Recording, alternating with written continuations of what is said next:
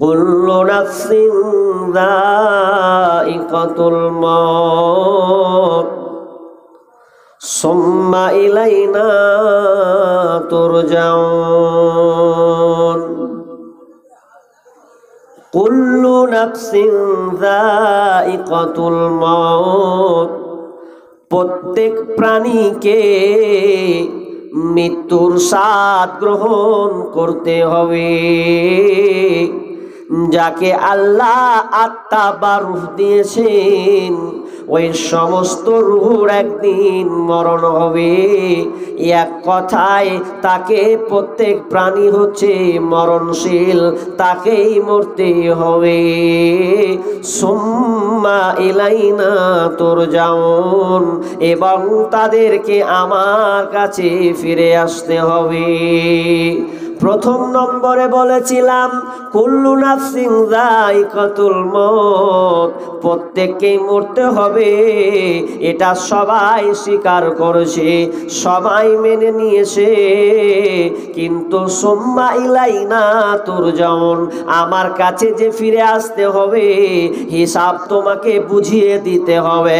তোমার 60 বছরের আয়ু গড়, তুমি দুনিয়ায় কি করেছিলে 25 বছরে, কি করেছিলে 26 বছরে, এই যৌবনে ভরপুর জীবনটা তুমি কার সাথে ব্যয় করেছ? কোন মেয়ের সঙ্গে তুমি নেটওয়ার্ক লাগিয়ে লাগিয়ে সময়কে অতিবাহিত করেছ? কোন জায়গায় সময় ব্যয় অপচয় করেছ? সুম্মা ইলাইনা তুরজাউন, তোমাকে আমার কাছে ফিরে আসতে হবে। আর ফিরে আসা মানে তোমাকে হিসাব দিতে হবে।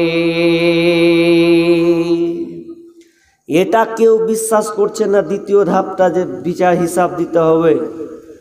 তো বুখারী আলাইহির রাহমা একটা ঘটনা টানছেন, আবু সাঈদ খুদরি থেকে বর্ণনাটা আছে যে একটা লোক ভালো কাজ করত, দুনিয়াবি ক্ষেত্রে ভালো কাজ, কিন্তু আল্লাহকেও ভয় করত।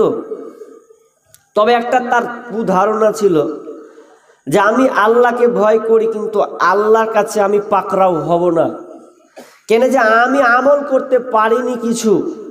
তো সন্তানগুলোকে ডেকে বলছে, বেটা আমি তোদের কাছে ভালো না খারাপ বলতো?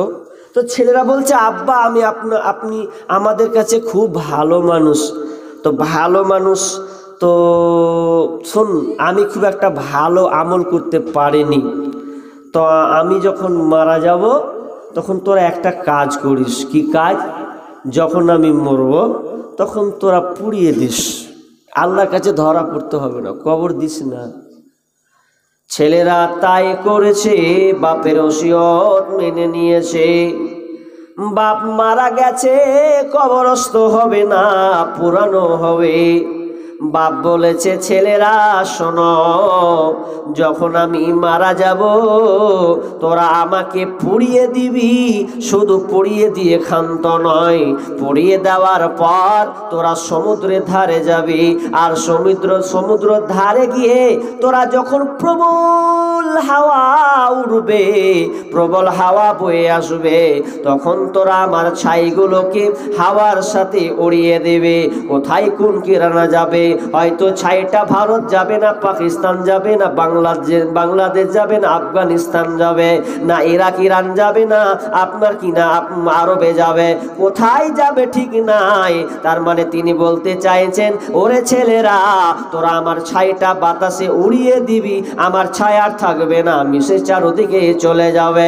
তো কেন বাপের ওসিয়ত ছেলেরা করলো। এবার করার পর আল্লাহ বললেন, ওরে ফেরেশতারা, ওই বাতাসের দায়িত্ব আছো, তোমরা সবাই ওই লোকটার ছাইটাকে একত্রিত করে দাও। আর একত্রিত যখন করে দেওয়া হলো, তখন আল্লাহ সুবহানাহু ওয়া তাআলার কাছে ডাইরেক্ট সে ধরা পড়ে গেল। আর যখনই আল্লাহকে দেখা, সে আশ্চর্য হয়ে গেছে। তো বলছে, যখন সামনাসামনি হওয়া, তখন বলছে, এই ব্যক্তিকে বলছেন, এরে আমার গোলাম, কেন তুই তোর সন্তানদেরকে এই ওসিয়তটা করেছিলি? সরাসরি বল। তো বলছেন আল্লাহ আমি আপনাকে আপনার সামনে পাকড়াও হব না, আমি আপনার সামনে হিসাব দেব না বলে আমি এই ভয়ে আমার সন্তানদেরকে এই কাজটা করিয়েছিলাম যাতে আপনার সামনে ধরা না পড়ে যায়। আল্লাহ বলছেন তুই এটা কেন করেছিস? তো বলছেন আল্লাহ আমি আপনার ভয়ে করেছি। আল্লাহ বলছে যা আমি এর বিনিময়ে তোকে ক্ষমা করে দিলাম। সুম্মাইলাইনা তুরজাউন, মরতে হবে, বাঁচার পথ নাই, ফিরে আসতেই হবে। মৌত খাতারনাক জিনিস গো, মানুষ বুঝছে না মৌত কি জিনিস।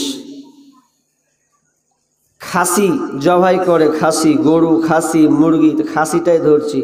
কুরবানির যখন দিন আসে তখন মানুষ জায়গা জায়গা জায়গা জায়গা একদম খাসি কুরবানি দেয় আর লটকে দেয়। ও বলে তুই ধর, আমারটা হলো, তোরটা ধরি, এবার তোরটা টান। তো খাসি যখন জবাই করে একটাকে লটকে দিল, জবাই করে দেওয়ার পরে লটকে দিল, আর একটা কাটবে তো ওকে ঘাস পাতা দিচ্ছে খেতে, কাঁঠালের পাত কিংবা ঘাস বা আপনার কিনা কলার পাতা দিচ্ছে, ও মচ মচ মচ মচ করে খাচ্ছেও, খুব খাচ্ছে। ও টেরই পাচ্ছে না যে আমাকে এবার বিসমিল্লাহ করবে, খুব আনন্দে খাচ্ছে, ওর সামনে খাচ্ছে। তো আমাদের মানুষের কিছু খাসলত আছে, ওর সামনে লোক মরছে, মাটি দিয়ে আসছে, দাফন করছে, এরপরেও বুঝতে পারে না গাধা যে আমাকেও মরতে হবে, তো কি করা উচিত? ও ঘাসে ওই খাসির মতনই তার আখলাক, মরতেই হবে। নবী মুসা খুব রাগান্বিত মানুষ। নবী মুসাকে আল্লাহ তাআলা ফেরেশতা পাঠাচ্ছেন, যাও নবীর মুসার কাছে, নবী মুসাকে বলো মরতে হবে, মরতে হবে। যেমনই বলা ওই ফেরেশতাকে নবী মুসা এমন একটা চর মেরেছে, এক চোখ কানা করে দিয়ে বিদায় পাঠিয়ে দিল। মালাকুল মউতকে একটা চর মারছে, আল্লাহর কাছে গিয়ে বলছেন আল্লাহ কোন লোকটার কাছে পাঠিয়েছ, কোন নবীর কাছে আমাকে পাঠিয়েছ যে আমি মরার কথা বলতে একটা চর খেলাম। বলছে আবার যাও, বলো আবার যাও। ওকে বলো কি বলবে? নবী মুসাকে বলবে, নবী মুসা আপনি কতদিন বাঁচবেন, কতদিন বাঁচার ইচ্ছা? আপনি বলদের গায়ের গায়ে একটা হাত লাগান, হাতটা লাগিয়ে আপনার হাতের তালুর যত পরিমাণ আপনার হাত লোমগুলো পড়বে সব লোম 1 বছর করে আপনি পাবেন। তার মানে একটা থাবা যদি মারা হয় তাহলে হাজার হাজার বছর সে বাঁচবে। এরপরেও বলছে, তখন তিনি কি বললেন? আল্লাহকে বলছেন, মালাকুল মউতকে নয়, কারণ মালাকুল মউত হচ্ছে আল্লাহর গোলাম, মানে মালাকুল মউত হচ্ছে আল্লাহর আদেশের উপর নির্ভরশীল, আল্লাহ যেটা বলে সেটাই করে। নবী মুসা ডাইরেক্ট আল্লাহকে বলছেন, আল্লাহ মাবুদ আমি যে থাবা মারব, এতটি লোম আমি পাবো, এত বছর বাঁচবো, এরপরও কি আমাকে মরতে হবে?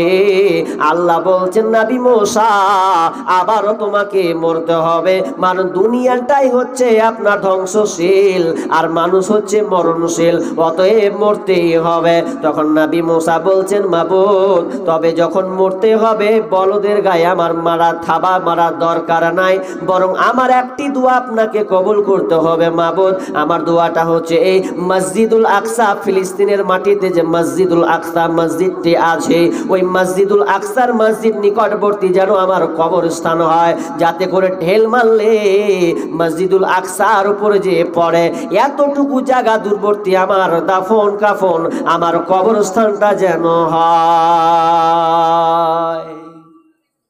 আল্লাহ কবুল করেছেন, আল্লাহ কবুল করেছেন। তাহলে মত কেউ রেহাই নাই, কেউ বাঁচবে না, সকলকেই মরতে হবে। মরার ব্যাপারে কোনো ভাবনা চিন্তা করুন আর না করুন। এজন্য একজন ফার্সি কবি বলছেন, দো চিজ আদমি রাকাসাদ জোরে জোর, दो चीज आदमी रकसद जोरे जोर, एक आबो दाना देगर खा के गौर। दो चीज आदमी रकसद जोरे जोर, एक आबो दाना देगर खा के गौर। দুনিয়া পৃথিবীতে দুইটা জিনিস আছে, মানুষ যদি চিন্তা নাও করে কিন্তু এরা কোনোদিন আপনাকে ভুলবে না। মানুষের পিছনে আল্লাহ দুইটা জিনিস সেটিং করে রেখেছে, আমি আপনি যদি ভুলেও যায় কিন্তু এরা কোনোদিন ভুলবে না। ফার্সি কবি প্রথমে বলছেন, দো চিজ আদমি রাকাশা জোরে জোর, একে আবো দানা দেগার খাকে গর। একে আবো দানা অর্থাৎ যে আপনার উপরে যে রুজি নির্ধারণ করা হয়েছে, আপনি কতটুকু খাবেন এই রুজি নিয়ে আপনাকে টেনশন করতে হবে না। না খেলে মরে যাব। আল্লাহ যতটুকু রুজি আপনার উপরে নির্ধারণ করেছেন, আপনার আয়ুতে যদি আপনার কিনা 50 কুইন্টাল থাকে তো ওটাই আপনি খেয়ে মরবেন, একটা চাউল পর্যন্ত আপনি রেখে যেতে পারবেন না। অনেক সময় দেখা যায়, অনেক বাড়িতে লক্ষ্য করবেন, অনেক বুড়ি মা দাদি নানিকে দেখা যায় বয়স যখন আপনার কিনা বার্ধক্যে পৌঁছে যায়, শেষ পর্যায়ে চলে যায়, দেখবেন অনেক দাদি নানিকে দেখা যায় শেষ মুহূর্তে 2 মাস 3 মাস ধরে তার আয়ু আছে, চলছে, অথচ তাকে যদি ভাত দেন তো ভাত খেতে পারে না, তার মুখের ভেতরে ঢুকে না, শুধু অল্প করে পানি চালায় আর 4 মাস 6 মাস করে এভাবে অতিবাহিত করে দেয়। কেন দেয়? এই জন্য করে দেয় কারণ আল্লাহ তাআলা তার রুজি রাখেননি, তার দানা নাই, শুধু পানি দিয়েতেই 3 মাস 4 মাস চালিয়ে দেয়। সারা পৃথিবীর মানুষ যদি ডাক্তারও চেষ্টা করে যে ওকে খাওয়াবো তো কেউ পারবে না, কারণ ওর রুজি শেষ হয়ে গেছে কিন্তু তার আয়ুটা বাকি আছে। আবার অনেক সময় দেখা যায় অনেক মুরব্বীকে দেখবেন শেষ বয়সে বেশি বেশি করে খায়, বৌমা বলছে কোন ঢঙের শ্বশুর রে, খালি গিলে চলে গেছে শেষ বছরে। কানে শুনেছি এরকম, এক থালা ভাত তো আর একটু নিচে করছে, কিনে এড়ের ঘরে এড়েটে ঢুকেছি, বুড়া মানুষ একটি খাবে কিন্তু আরো একটি করে ও টানছে, কোনো ইনকাম নেই, সোর্স নেই, কিছু নেই, খেটা মরছি আর বেশি করে টানছে। কিন্তু না, এটা আপনি কখনো গালমন্দ করবেন না। রুজি আল্লাহর হাতে, শেষ বয়সে আল্লাহ তার রুজিটা এখনো তার বাকি আছে, এখনো তার থালাতে খাবারটা বাকি আছে।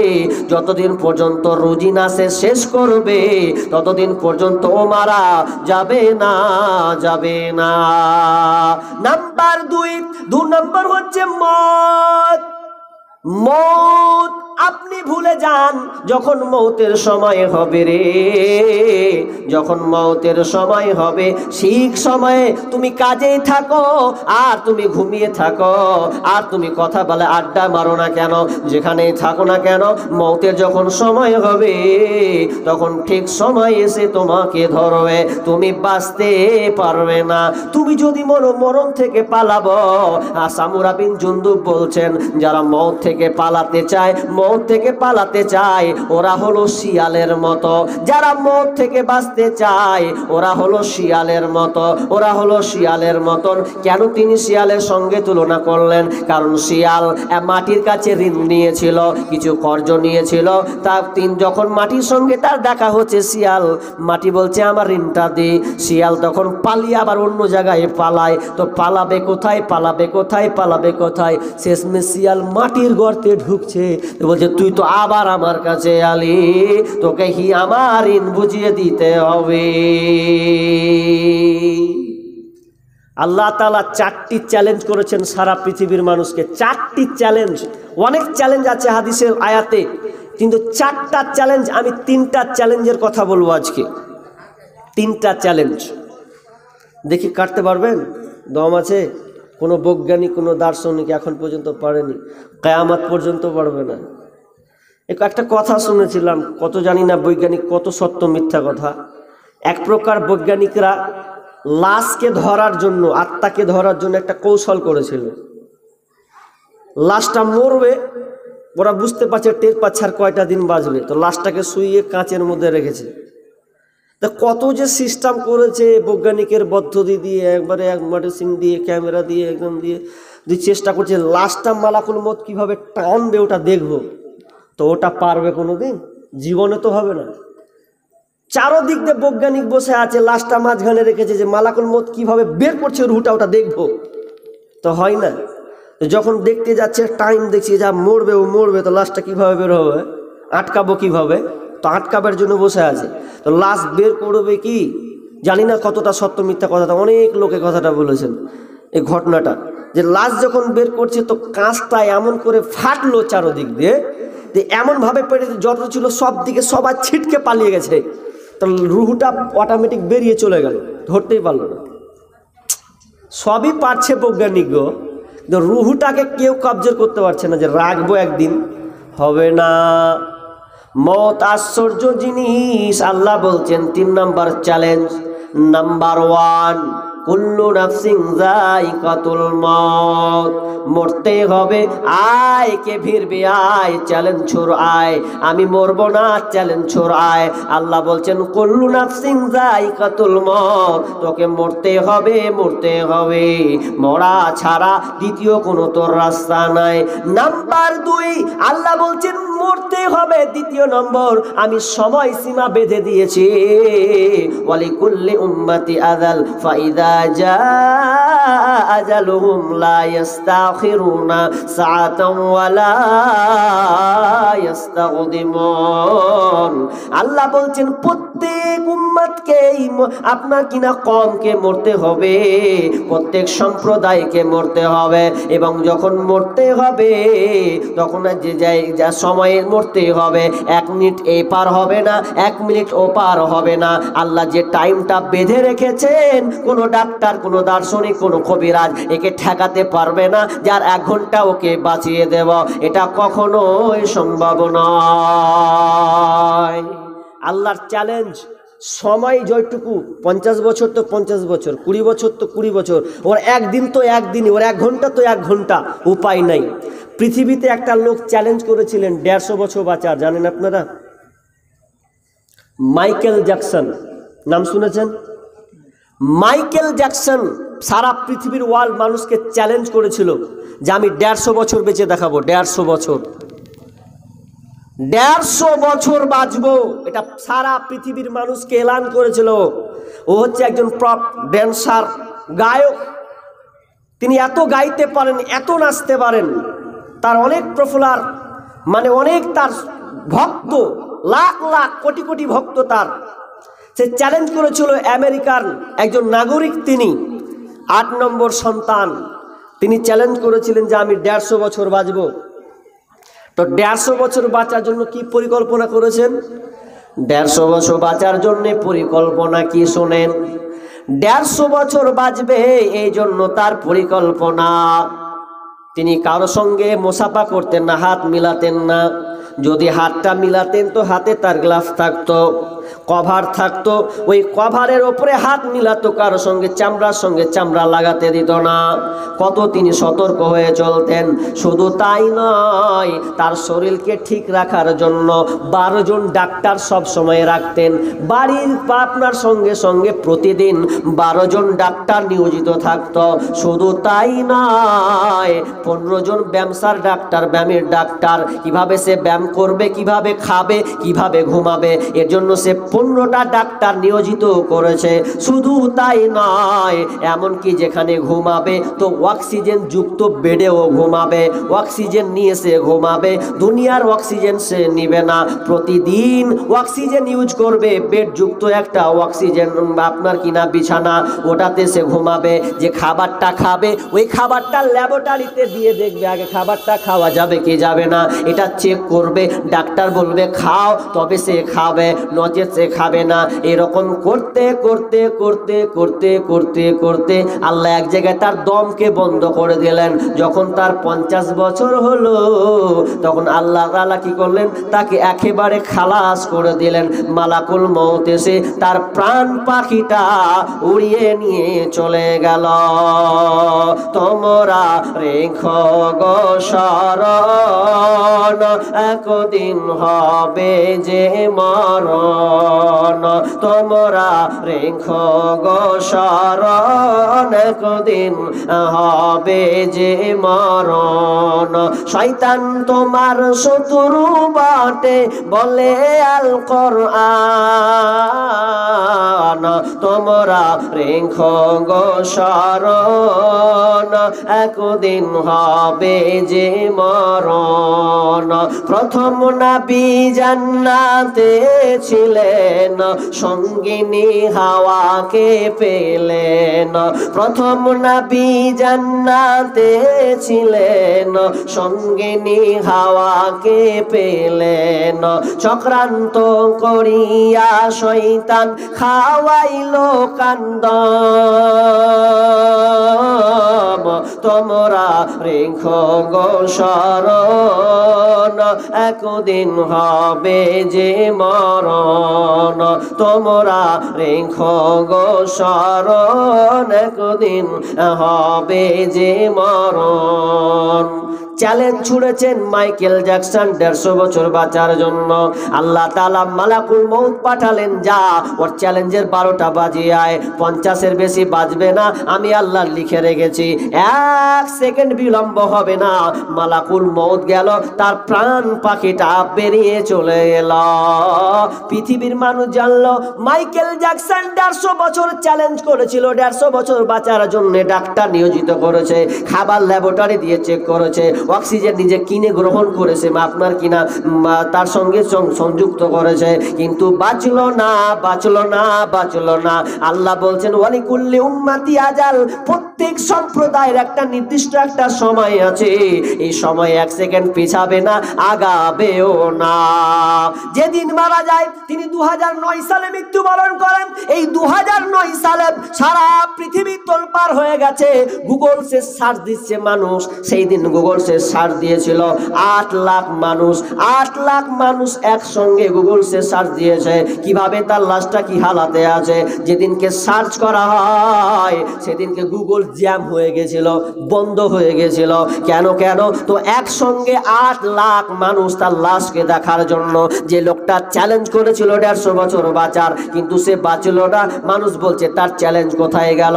ওটাই আমার আল্লাহ তুলে ধরছেন, ওরে পৃথিবীর মানুষ রে, আমি তো তোমার সময় সীমাটা বেঁধে রেখেছি, ওই সময় সীমার মধ্যে তুমি থাকবে, একটু কম হবে না, বেশিও হবে না। দুটা চ্যালেঞ্জ হয়েছে, আর একটা বলবো বলেছি। একটা 3 নম্বর চ্যালেঞ্জ, বিআই আরদিন তামুত, বিআই আরদিন তামুত, তোমার জায়গাটা আমি আল্লাহ ঠিক করে দিয়েছি, কোথায় মরবে। পৃথিবীর মানুষরে চ্যালেঞ্জ করলাম, তুই ঠেকাতে পারবি না।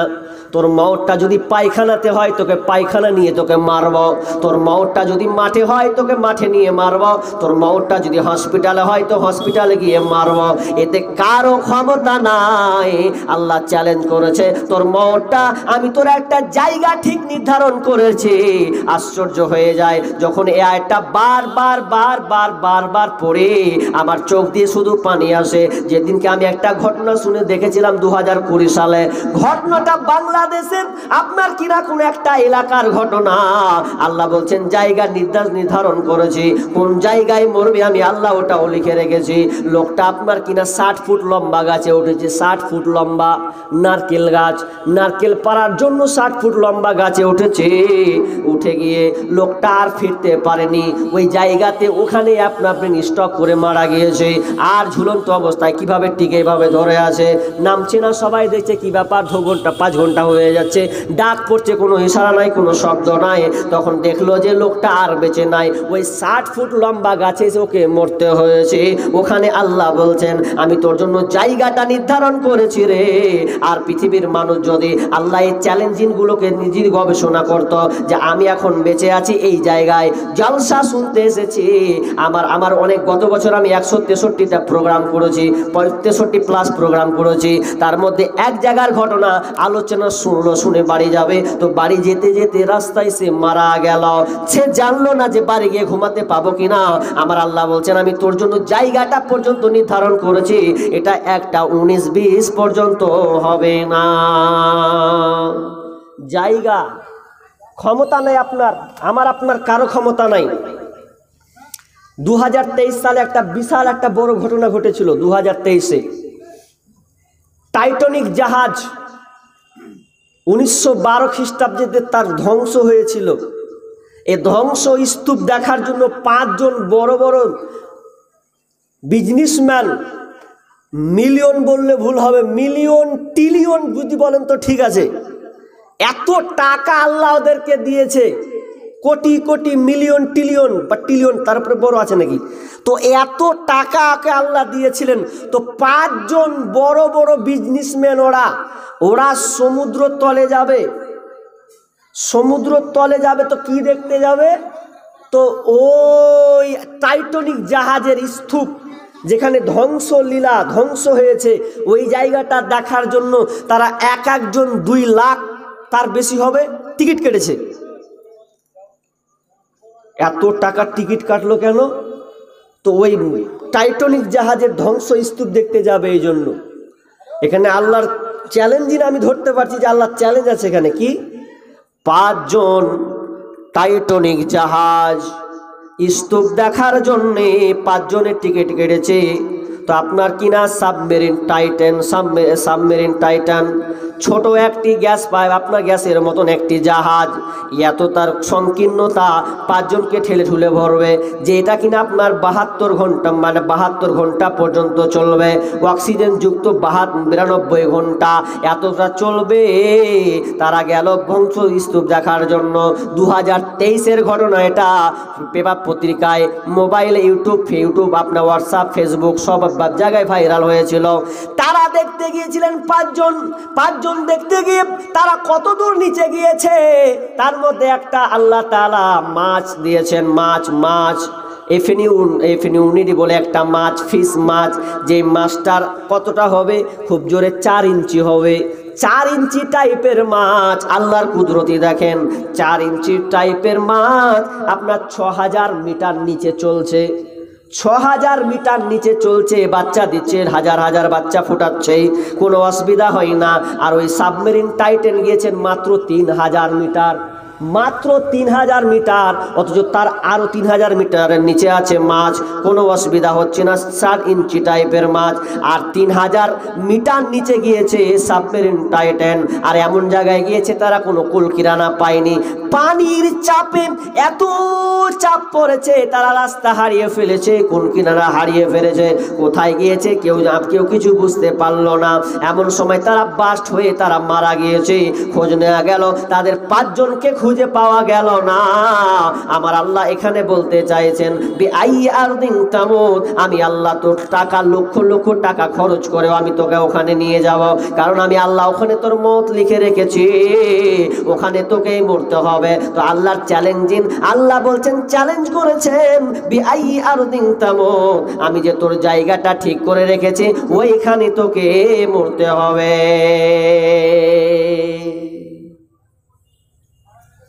বাংলাদেশের একটা লোক 1 বিঘা জমি বিক্রি করেছে, ও আরব যাবে চাকরি করতে, তো চাকরি করতে গিয়েছে। দেখেন, আর আল্লাহর লীলা খেলার শেষ নাই। তো ও 1 বিঘা জমি বিক্রি করলে যে চাকরি করব, তো জমি বিক্রি করলে, জমি বিক্রি করার পর আরব ঢুকলো, পাসপোর্ট সব কিছু রেডি করলো, যে ঢুকা মাত্র আর আল্লাহ নিয়ে নিলে হবে।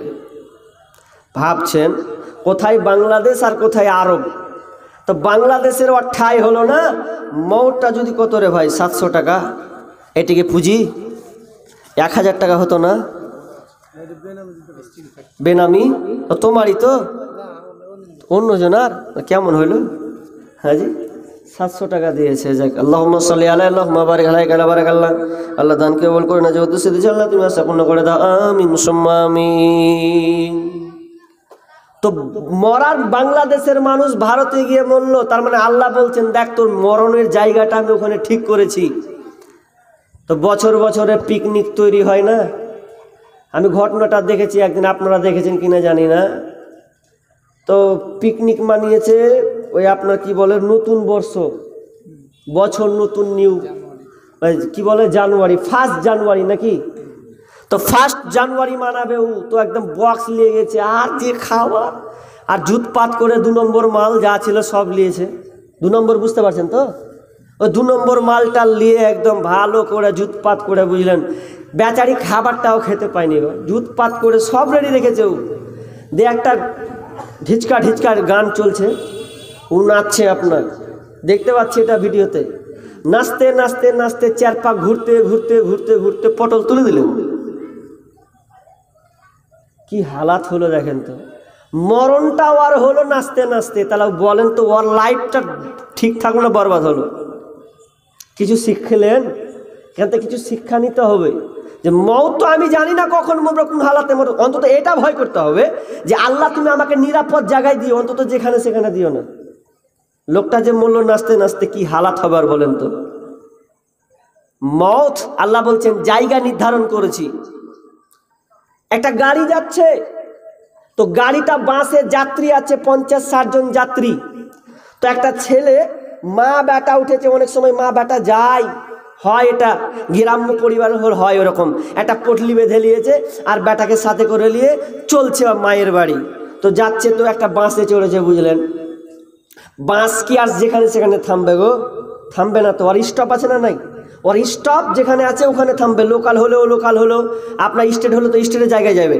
তো ও চেপেছে, তো ছোট বেটা, বুঝলেন, ছোট ছেলে হলে যা হয় ফুচকা, তো ওর পায়খানা ধরেছে। তো ও মাকে কইছে মাকে হাগা লেগেছে। ওকে যখন হাগা লেগেছে, বাচ্চা ছেলে কি আর থামতে পারে?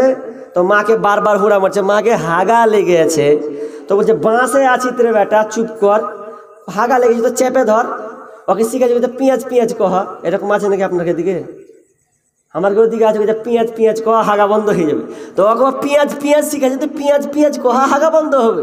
তো ও ছেলে বলছে না গে মা, পেঁয়াজ কয়া থামে না, গাড়ি এখন থামাতে হবে, ছোট বাচ্চা তো। তো এবার কি করবে? তো খালি বুঝেছে বেটা থাম থাম, আর কিছু আছে রে, তোর গাড়ি থামতে চায় না, তো তুই একটু ধৈর্য ধর। তখন ও থামতে পারে না, তখন ছেলে থামতে না পারে, হেগে দিব গাড়িতে। আর কন্ট্রাক্টর শুনে বলছে যেমন করছে হেগে দিব, গাড়ি থামা, ওকে নামা ফাটাফাট, থামা যাবে নাকি। তখন মা জিনিস তো বেটাকে বলছে থেমে দিব, ফের গাড়ি পাবো না, আজ জায়গাতে থামিয়ে দেবে। তো কন্ট্রাক্টর ভয়ে পায়খানা করে দিবে বাচ্চাতে, কোহে নামিয়ে দিলে ওকে। তো নামিয়ে দেওয়ার পর ভাবছে যে গাড়ি তো আর পাবো না, মন টন তো খারাপ, কি করে, খুব বকছে ওকে। তো ছেলেকে যতই বকুক, ওকে যে লেগেছে ও তো মাইনাস করবেই, বকগা যাতে যা করগা। তো এবার নেমে টেমে দিল ঝাড়া, ঝাড়া দেওয়ার পর এবার মা কোচে কেমন করে গাড়িটা পাবি। তো গাড়িটা কিন্তু এখনো ছাড়ছে না, ভালো করে বোঝার চেষ্টা করুন, গাড়িটা কিন্তু এখনো ছাড়ছে না, গাড়ি স্টপ, গাড়ি যাচ্ছে না। যে ছেলের পায়খানা হয়ে যাচ্ছে, বুঝলেন, সব কমপ্লিট হওয়ার পরে গাড়ি ছাড়ছে না। তো কন্ট্রাক্টর বলছেন চলো চলো, ক্রিং ক্রিং বাজাচ্ছে, আপনার কিনা দরজাতে বাড়ি মারছে, গাড়ি কিন্তু আগাচ্ছে না। গাড়ি যখন আগাচ্ছে, ড্রাইভারের হালাত কি? ড্রাইভারকে যদি একটু লড়েছে, তো ড্রাইভার নেই, মরে গেছে। ইন্না লিল্লাহ। কি শিক্ষা আছে গো? মা বলছে তোর লেগে গাড়ি পেনু না, আর এইদিকে দেখেন কি হালাত। যদি এরকম হতো, গাড়ি রানিং চলছে, ড্রাইভার যদি মরে যায়, গাড়ি চলতে চড়তে তো একজনও টিকতো না। রানিং গাড়ি যদি থাকে, চলতে চলতে কোথায় আপনার পুকুর ধারে বা কোনো দোকানে বা কোনো গাড়ির সঙ্গে ধাক্কা লেগে অনেকে মারা যেত। আল্লাহর কি কারিশমা দেখেন, আল্লাহ বলছেন মরতেই হবে, জায়গা নির্ধারণ করেছি, সময় নির্ধারণ করেছি। লোকটা ওখানে যে জায়গাটার মরার কথা, ওখানেই তাকে মরতে হলো। মরণ কথা স্মরণ কি তোর নাই রে মুমিন ভাই, মরণ কথা স্মরণ কি তোর নাই, মরণ কথা স্মরণ কি তোর নাই রে মুমিন ভাই, মরণ কথা স্মরণ কি তোর নাই। করলি না তুই নামাজ রোজা, হলো রে তোর পাপের বোঝা, করলি না তুই নামাজ রোজা, হলো রে তোর পাপের বোঝা, আখিরাতের চিন্তা করলি না রে মুমিন ভাই, মরণ কথা স্মরণ কি তোর নাই, মরণ কথা স্মরণ কি তোর নাই রে মুমিন ভাই, মরণ কথা স্মরণ কি তোর নাই। মরতেই হবে। এবার আল্লাহ সুবহানাহু ওয়া তাআলা বলছেন তোমরা মওতকে স্মরণ করো, কাইফা তাকফুরুনা বিল্লাহি ওয়া কুনতুম আমওয়াতান ফাহিয়াকুম সুম্মা ইউমীতুকুম সুম্মা ইউহয়িকুম সুম্মা ইলাইহি তুরজাউন। আল্লাহ বলছেন তোমরা আমাকে কিভাবে অস্বীকার করো, কাইফা তাকফুরুনা বিল্লাহ, তোমরা আমাকে কিভাবে অস্বীকার করো, কিভাবে তোমরা আমাকে অস্বীকার করো, কাইফা তাকফুরুনা বিল্লাহি ওয়া কুনতুম আমওয়াতান ফাহিয়াকুম, অথচ তোমরা ছিলে মৃত, তোমাদেরকে আমি মৃত বানিয়েছিলাম, এরপর তোমাদেরকে জীবন দান করেছি, আবার সুম্মা ইউমীতুকুম সুম্মা ইউহয়িকুম, আবার তোমাদেরকে জীবিত করব। তোমরা প্রথমে ছিলে মৃত, আমি আল্লাহ তোমাদেরকে মৃত্যু থেকে জিন্দা বানালাম, অর্থাৎ তোমরা যখন ছিলে লাহুয়ে মাহফুজ, তোমরা যখন ছিলে মায়ের পেটে, কিংবা তোমরা ছিলেন জান্নাতুল ফেরদাউস, ওখান থেকে তোমাদেরকে নিয়ে আসা হয়েছে, আর ওখানে তোমরা মৃত ছিলে, আমি ওখান থেকে তোমাদেরকে বানালাম, দুনিয়ায় পাঠালাম, তোমরা দুনিয়াতে এলে তোমাদেরকে হায়াত দিলাম, তোমাদেরকে জীবিত করলাম, এরপর তোমাদেরকে মারব, তোমরা মরে যাবে। আল্লাহ বলছেন সুম্মা ইউমীতুকুম, আবার তোমাদেরকে মরতে হবে, সুম্মা ইউহয়িকুম, আবার তোমাদেরকে জিন্দা করব, সুম্মা ইলাইনা তুরজাউন, আবার তোমাদেরকে আমার কাছে ফিরে আসতে হবে। আমি আমার হাতের কারবার, আমি আল্লাহ কাকে জিন্দা রাখবো কাকে মারবো এটা একমাত্র আমার হাতে কন্ট্রোল রয়েছে, আর কারো হাতে কন্ট্রোল নাই, কোনো ডাক্তারের হাতে নাই, কোনো মাস্টারের হাতে নাই, কোনো কবির হাতে নাই। একটা উদাহরণ আমি আপনাকে দিই, ভালো করে শুনেন। আপনার একটা হসপিটালে 100টা রুগী আছে, আর 100টা রুগী কে মরবে কে বাঁচবে এটা বলতে পারবে না। যদি আল্লাহ এইরকম আইন করতেন যে 100টা রুগী আছে, আর 100টা রুগীর মধ্যে যদি এই পাওয়ারটা, এই অফারটা যদি মানুষকে দেওয়া হতো ডাক্তারের হাতে, ডাক্তার বলতো শুনে লাভ, এ রুগীর গার্জেনেরা তোমরা সবাই ভালো করে শোনো, 100টা লোক এখানে আছে, রুগী আছে, কে সুস্থ হবে কে মরবে আমি 100টার নাম লিখে দিচ্ছি, এখানে 100 জনের মধ্যে 95 জন বাঁচবে আর 5 জন মারা যাবে, এটা আমি কাগজ কলমে লিস্ট করে দেব। যদি এই জিনিসটা হতো কেমন লাগতো জি ভাই? আপনিও আশ্চর্য হয়ে যাবেন।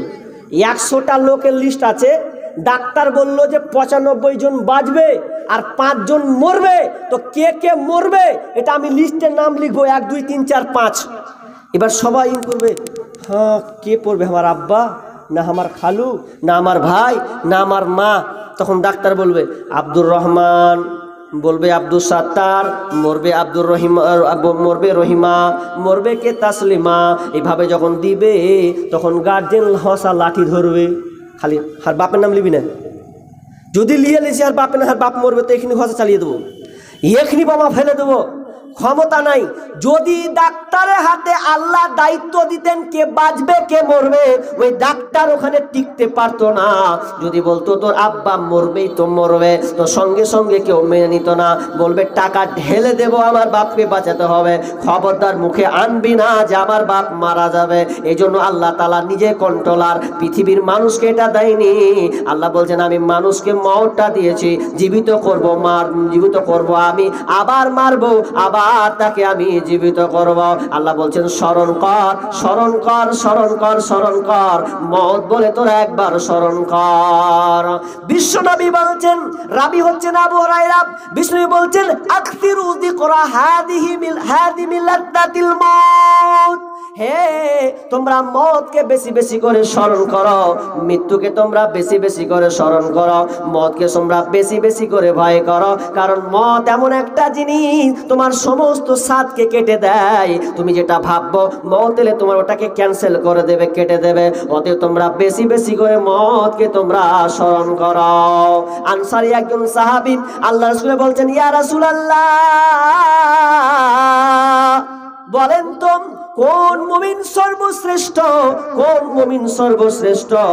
বিষ্ণু বললেন, যার চরিত্র শ্রেষ্ঠ, যার চরিত্র ভালো, যার চরিত্রের মধ্যে কোনো ত্রুটি নাই, ওই মুমিন হচ্ছে সর্বশ্রেষ্ঠ। এবার আনসারী সাহাবী বলছেন, ইয়া রাসূলুল্লাহ, এবার আপনি বলেন কোন মুমিন সবচাইতে জ্ঞানী, কোন মুমিন হলো সবচাইতে জ্ঞানী? বিষ্ণু বলছেন, ওই মুমিন জ্ঞানী যেই মুমিন মরণকে নিয়ে চিন্তা করে, মওতকে নিয়ে চিন্তা করে। উসমান রাদিয়াল্লাহু তাআলা আনহু যখন কবরের পাশ দিয়ে যেতেন, টুকরে টুকরে বাচ্চা ছেলের মতন কাঁদতেন। যখনই কবরস্থান তার চোখের সামনে ভাসতো, ওখানে চাচার খবর আছে, ওখানে মায়ের কবর আছে, ওখানে ভাইয়ের কবর আছে, আমাকেও যেতে হবে প্রথম মঞ্জিল কবর। উসমান রাদিয়াল্লাহু তাআলা আনহু একদম ঝরঝর করে বাচ্চা ছেলের মতন টুকরে টুকরে কাঁদতেন, এখানে আমাকে যেতে হবে। সাহাবীরা প্রশ্ন করতেন, আমিরুল মুমিনিন, এ উসমান, তুমি তো জাহান্নামের কথা শুনে এতটা কাঁদো না, পুলসারের কথা শুনে এত কাঁদো না, কিয়ামতের ময়দান বলে এতটা কাঁদো না, কবর দেখলে তোমার চোখ দিয়ে পানি ঝরঝর ঝরঝর করে কেন বের হয়? উসমান রাদিয়াল্লাহু তাআলা আনহু বলছেন, ওরে আমার সাথীরা, ওরে আমার সঙ্গীরা, শোনো, কেন আমি কবরকে দেখে আমি কাঁদি?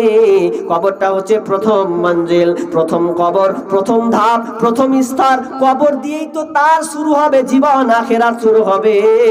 প্রথম কবরে যদি কোনো ব্যক্তি ধরা পড়ে যায়, পাকড়া হয়ে যায়, তাহলে বাকি লাইফ তার নষ্ট, সে আর বাঁচতে পারবে না। আর কবরটা যদি নিরাপদ হয়, কবরটা যদি তার জন্য ভালো জায়গা হয়, কামিয়াব হয়ে যায়, তাহলে পরের স্তর তার জন্য সোজা হয়ে যাবে। এই জন্য আমি কাঁদছি, যদি আমি কবরে পাকড়া হয়ে যাই তাহলে আমি আর কোথাও টিকতে পারবো না। এই জন্য আমি কবরটা দেখে বারবার টুকরে টুকরে কাঁদছি। মরতেই হবে, মরণকে স্মরণ, আমরা মরণকে স্মরণ করি? জি না। যদি আমরা মরণকে স্মরণ করে জীবনটাকে চালাতাম, তাহলে হয়তো আমরা, আমাদের জীবনটা খুব সুন্দর হতো, ভালো হতো, সুখের হতো, তাহলে আমরা হারামে লিপ্ত থাকতাম না। একটা গল্প বলি, অনেকক্ষণ তো কোরআন হাদিস শুনলেন, একটা গল্পটা ভেরি ইম্পর্টেন্ট একটা গল্প, যে গল্পটার মধ্যে জ্ঞান আছে। একটা লোক কাকাতুয়া নিবে, কিংবা পাখি, টিয়া পাখি নিবে, কাকাতুয়া। তো পাখিটাকে নেওয়ার জন্য ও বাজার গেছে, যে কোথায় টিয়া পাখি পাওয়া যায়, কোথায় কাকাতুয়া পাওয়া যায়, তো নিব, দাম দা হয়, দাম যে দর হবে হোক, ওকে আমি নিব। তো অন্য দেশের মানুষ অন্য জায়গায় বেড়াতে গিয়েছে, যে বলছে, ভাই এ কাকাতুয়ার দাম কত? বলছে 5,000 টাকা, কিছু কম হবে না? বলছে না, 5,000 টাকাই লাগবে, 5,000 টাকাই লাগবে, দিতেই হবে। যে 5,000 টাকা, 5,000 টাকা, ঠিক আছে দিয়ে দিলাম। তো বলছে, ভাই এই কাকাতুয়াটাকে আমি কিভাবে পুষবো একটু বলে দেন না, কিভাবে একে মানিয়ে নিব? তো বলছে, মানবেন কিভাবে? 10 আপনার কিনা যদি মনে করেন বড় করে করব, 2 হাত 3 হাত লম্বা খাঁচা বানাবো, ওই খাঁচাটা আপনি বানিয়ে নেবেন, বানিয়ে নিয়ে আপনি কাকাতুয়াটাকে ভেতরে ভরে দেবেন, খাবারটা ভেতরে দিবেন, ও চারদিকে ঘুরবে আর খাবারটা খাবে, এরকম করে আপনি রাখবেন। কাকাতুয়া বাড়ি নিয়ে চলে গেল। বাড়ি নিয়ে যাওয়ার পর সবাইকে সব কিছু দিল, কাকাতুয়াটাকে সুন্দর করে রাখলো, খাঁচার ভিতরে খাবারও দিল। এবার কিছুদিন পর এবার ওই লোকটা আবার নিজের দেশ ছেড়ে অন্য দেশ যাচ্ছে। তো যাওয়ার সময় তার ছেলেরাকে বলছে, ছেলেরা কি লাগবে বলো, বিবিকে বলছে, বিবি রে কি লাগবে বলো, কি নিয়ে আসবো বলো, বেটারাকে বলছে কি নিয়ে আসবো বলো। শেষমেশ কাকাতুয়াটাকে বলছে, কথা বলতে শিখেছে, কাকাতুয়াকে বলছে, বল কাকাতুয়া তোর জন্য কি আনবো? কাকাতুয়া বলছে, মালিক আমার জন্য কিছু নিয়ে আসতে হবে না, আমার একটা কথা শুধু জেনে আসবে। এই কথাটা হচ্ছে এই, যখন তুমি আমার জাত ভাইকে পাবে, আমার মতন অন্য কাউকে পাবে, তুমি ওকে একটা কথা বলবে কাকাতুয়াটাকে, যে এই খাঁচা বন্দি থেকে কিভাবে মুক্তি পাওয়া যায়, এই জিনিসটা একটু জেনে আসবে। এটাই আমার বড় জানার ইচ্ছা। মালিক বলছে ঠিক আছে, তোর কথাটাই বলবো, রিটার্ন নিয়ে চলে আসবো। এবার মালিক চলে গেছে অন্য দোষ, যে লোকটার কাছে কাকাতুয়া নিয়েছিল ওকে আবার দেখে নিয়েছে, যে বলছে ভাই কাকা আর লিবেন না? বলছে না লিব না, কিন্তু আমি একে কিছু কথা জিজ্ঞেস করব। এই কাকাতুয়াটা কিছু জিজ্ঞেস করেন তো কি করছে, কাকাতুয়াকে বলছে কাকাতুয়া, তোর মতনই একটা জাত ভাই আমার কাছে আছে বাড়িতে রাখা, ওকে আমি আমার খাঁচার বন্দিতে রেখেছি, খাবার দিই, নিয়মিত খাবার খাই, তবে তার একটা স্বাদ, তার ইচ্ছা আছে প্রশ্নটা জানতে চেয়েছে তোমার কাছ থেকে। প্রশ্নটা হলো এই যে খাঁচা বন্দি থেকে কিভাবে মুক্তি পাওয়া যায়, এটা তুমি যদি বলে দিতে তাহলে আমি ওই কাকাতুয়াটাকে বলে দিতাম। আর যখনই এই কথা বলা, যেমনই বলা তোমার জাত ভাই জানতে চেয়েছে খাঁচা বন্দি থেকে কিভাবে বের হওয়া যায়, এটা বের হওয়ার জন্য সে জানতে চেয়েছে, আর যেমনই বলা কাকাতুয়াটা ছটপট করে মারা গেল। যে কাকাতুয়া বেঁচেও ভেজালে পড়ে গেছে। কি প্রশ্ন করলি রে ভাই, যে কাকাতুয়াকে বলিয়া ছটপট করে মরে গেল, 5,000 টাকা লাগবে। এই তো ভেজালে পড়ে গেছে, 5,000 টাকা ফাইন দিব, 5,000 টাকা বলছি, ইনশাল্লাহ টাইম আছে, 5,000 টাকা ফাইন দিব, তো দিয়ে দিলে 5,000 টাকা। মন খারাপ, এমন প্রশ্ন করতে গেল ভেজালে পড়নু, দিয়ে রাগ করে বাড়ি গেল। বাড়ি গিয়ে এসে সবার ছেলেকে দিল, মেয়েকে দিল, স্ত্রীকে দিল, সবকে দিল। এবার কাকা তো বলছেন মালিক কিছু পেয়েছেন? বলছে ঘোড়ার ডিম পেয়েছি। বলছে কেন, কি হলো আবার? বলছে তোর জাত ভাইকে পেনু তো প্রশ্ন করতে গেল তোর মতন করে। কি বললাম? তো আমি বললাম কাকাতুয়ারে তোর জাত ভাই প্রশ্ন করেছে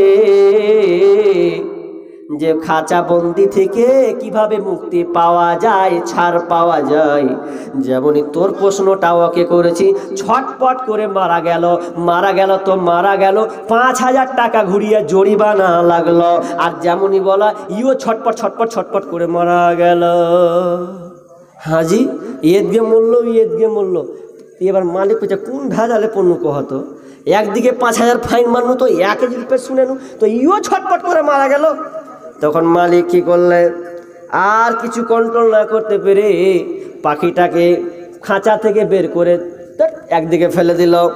ফেলে দেওয়ার পর কিছুক্ষণ পরে এবার যদি রিটার্ন আসছে, তো দেখছে আহারে ওই কাকাতুয়াটা একটা ডালে বসে ডাকছে মালিক।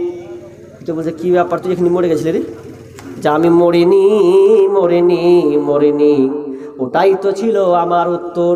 জাত ভাই ওটা আমাকে উত্তর দিয়েছে, উত্তরটা ঠিক এই রকম করে দিয়েছে যখন তুমি প্রশ্ন করেছিলে যে তো তোর জাত ভাই খাঁচাবন্দি থেকে কিভাবে নিষ্কৃতি পাবে, ছাড় পাবে, সঙ্গে সঙ্গে মরা। তার মানে ওই কাকাতুয়া আমাকে বলতে চেয়েছে তুই মরার ভান কর, যেমন মরার ভান করবি তোকে ঠিক ছেড়ে দেবে, তুই খাঁচা থেকে বেঁচে যাবি।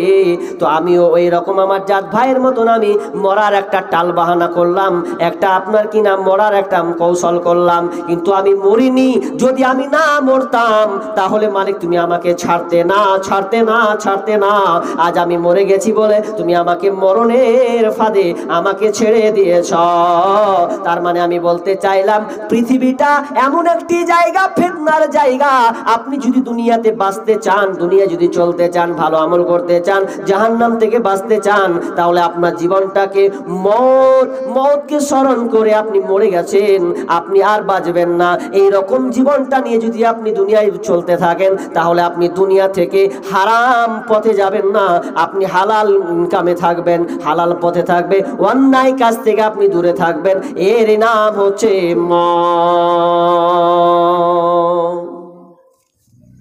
যা হোক, যাক বললাম শেষে একটা কথা বলি। প্রতিদিন প্রোগ্রাম করছি, চলতেই আছে, এখন চলতেই থাকবে এরকম প্রতিদিন। কালকে আবার উত্তর দিনের বিধে আবার মালদা ঢুকবো। তো কি বলছিলাম যে মরতেই হবে। তো শেষে একটা কথা বলি, মা বোনরা আছেন তো? এখনো আছে? দেখতে পাই না, আছে কি গেছে আল্লাহু আলাম।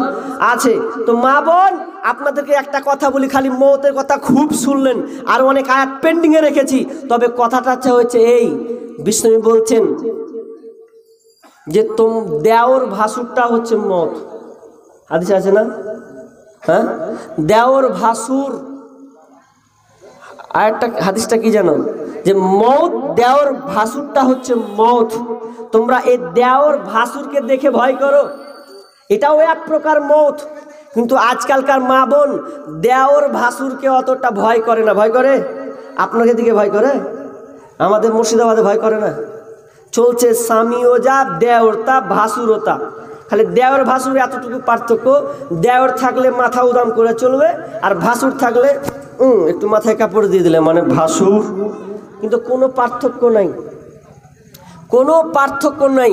দেওর ভাসুর হচ্ছে মৌত, ভয় করতে হবে। আপনি মৌতকে দেখে যেমন ভয় করেন, সেরকম আপনাকে মৌতটা দেখে ওই দেওর ভাসুরকে ভেবে নেবেন যে ওরা মৌত, খাতারনাক জায়গা। কিন্তু আমরা এটা ভয় করছি না, বরং এমন প্রেম প্রীতি চলছে ভাই রে ভাই, প্রেম প্রীতির লীলা চলছে যে দেওরকে বলছে, ভাবি এসে বলছে, ভাবিকে বলছে, ভাবি জালসাই গেল কিছু লিয়ে আনবো তোমার লেগে। কি লিয়ে আনবা? জিলাপি গেলা লিয়ে আনবো, জিলাপি গেলা লিয়ে আসবা জিলাপি। আর এদিকে ওর নাই, স্বামী নাই, বিদেশে আছে, দেওর সব কাজ চালাচ্ছে। ওই 500 জিলাপি, কোন দিন চুড়ি, কোন দিন ফের টিকলি, কোন দিন ফের একদম কি বলে নখ পালিশ আর ঠোঁট পালিশ সব লিছে। এ করতে করতে করতে করতে করতে দেওরের সঙ্গে ভাবির লাগলো ধাক্কা। আর এদিকে স্বামী আছে বিদেশে, বিদেশে লেগেছে, আর কি মজা যে পেয়েছে, প্রতিদিন তরকারির ঠুকছাড় মরছে। আমি এগুলো অনেক ঘটনা বলেছি প্রায় জায়গাতে। তো এমন হয়ে গেছে ভাবি আর দেওরের সম্পর্ক হয়ে গেছে। তো ভাবি যখন মুচকি হাসছে তখন কত যে ও আনন্দ পেয়েছে। ও ভাবি তোমার মুখের হাসি আমার ঘুম কেড়েছে। ঘুম গল্প শোনায় তো ওকেও ভালো লাগে, তখন ইও প্যাচে প্যাচে অনেক কথা বলছে। ও দেওরা তোমার হাতের ঘড়ি আমার স্বামীর হাতের ঘড়ি, তোমার হাতে কেন দেখি রে ও আমার দেওরা রে। তখন বলছে, ও ভাবি তুমি কোন চোখে দেখো হে আমার নিজের হাতের কি না হে ও আমার ভাবি হে। এ ভাবি বলছে, দেওয়ার বলতে করতে করতে সব তোর কথা মিষ্টি, ওর জানি মিষ্টি, এ করতে করতে টাপুস টাপুস করতে করতে করতে একদম হাওয়া। এবার যদি স্বামী যদি বাড়ি আসছে তো এসে বলছে, হ্যাঁ রে ওই সখিনা কই, সখিনাকেও খুঁজে পাই না, ওর ছোট ভাইকেও খুঁজে পাই না। মাথায় খারাপ। ভগবান গোলার ঘটনা, গত 2 বছর 1 বছর আগেকার ঘটনা। বিদেশে আছে 1 বছর ধরে, কোনো পাত্তা নেই। দেওর ভাই বলছে ছোট ভাইকে যে ভাবির খোঁজ নিবি। তো খোঁজ নিবি কি, আর খুঁজেই পাই না। এসে খোঁজ নিতে বলেছে, তো আর খুঁজেই পাই না কোথায় গেছে। তো বিয়ে করে আবার অন্য রাউন্ডে শ্বশুর বাড়িতে পড়ে আছে, টাকা জুতপাত করে পাঠালছে গো। মা বোন সাবধান, দেওর থেকে বাঁচার চেষ্টা করুন।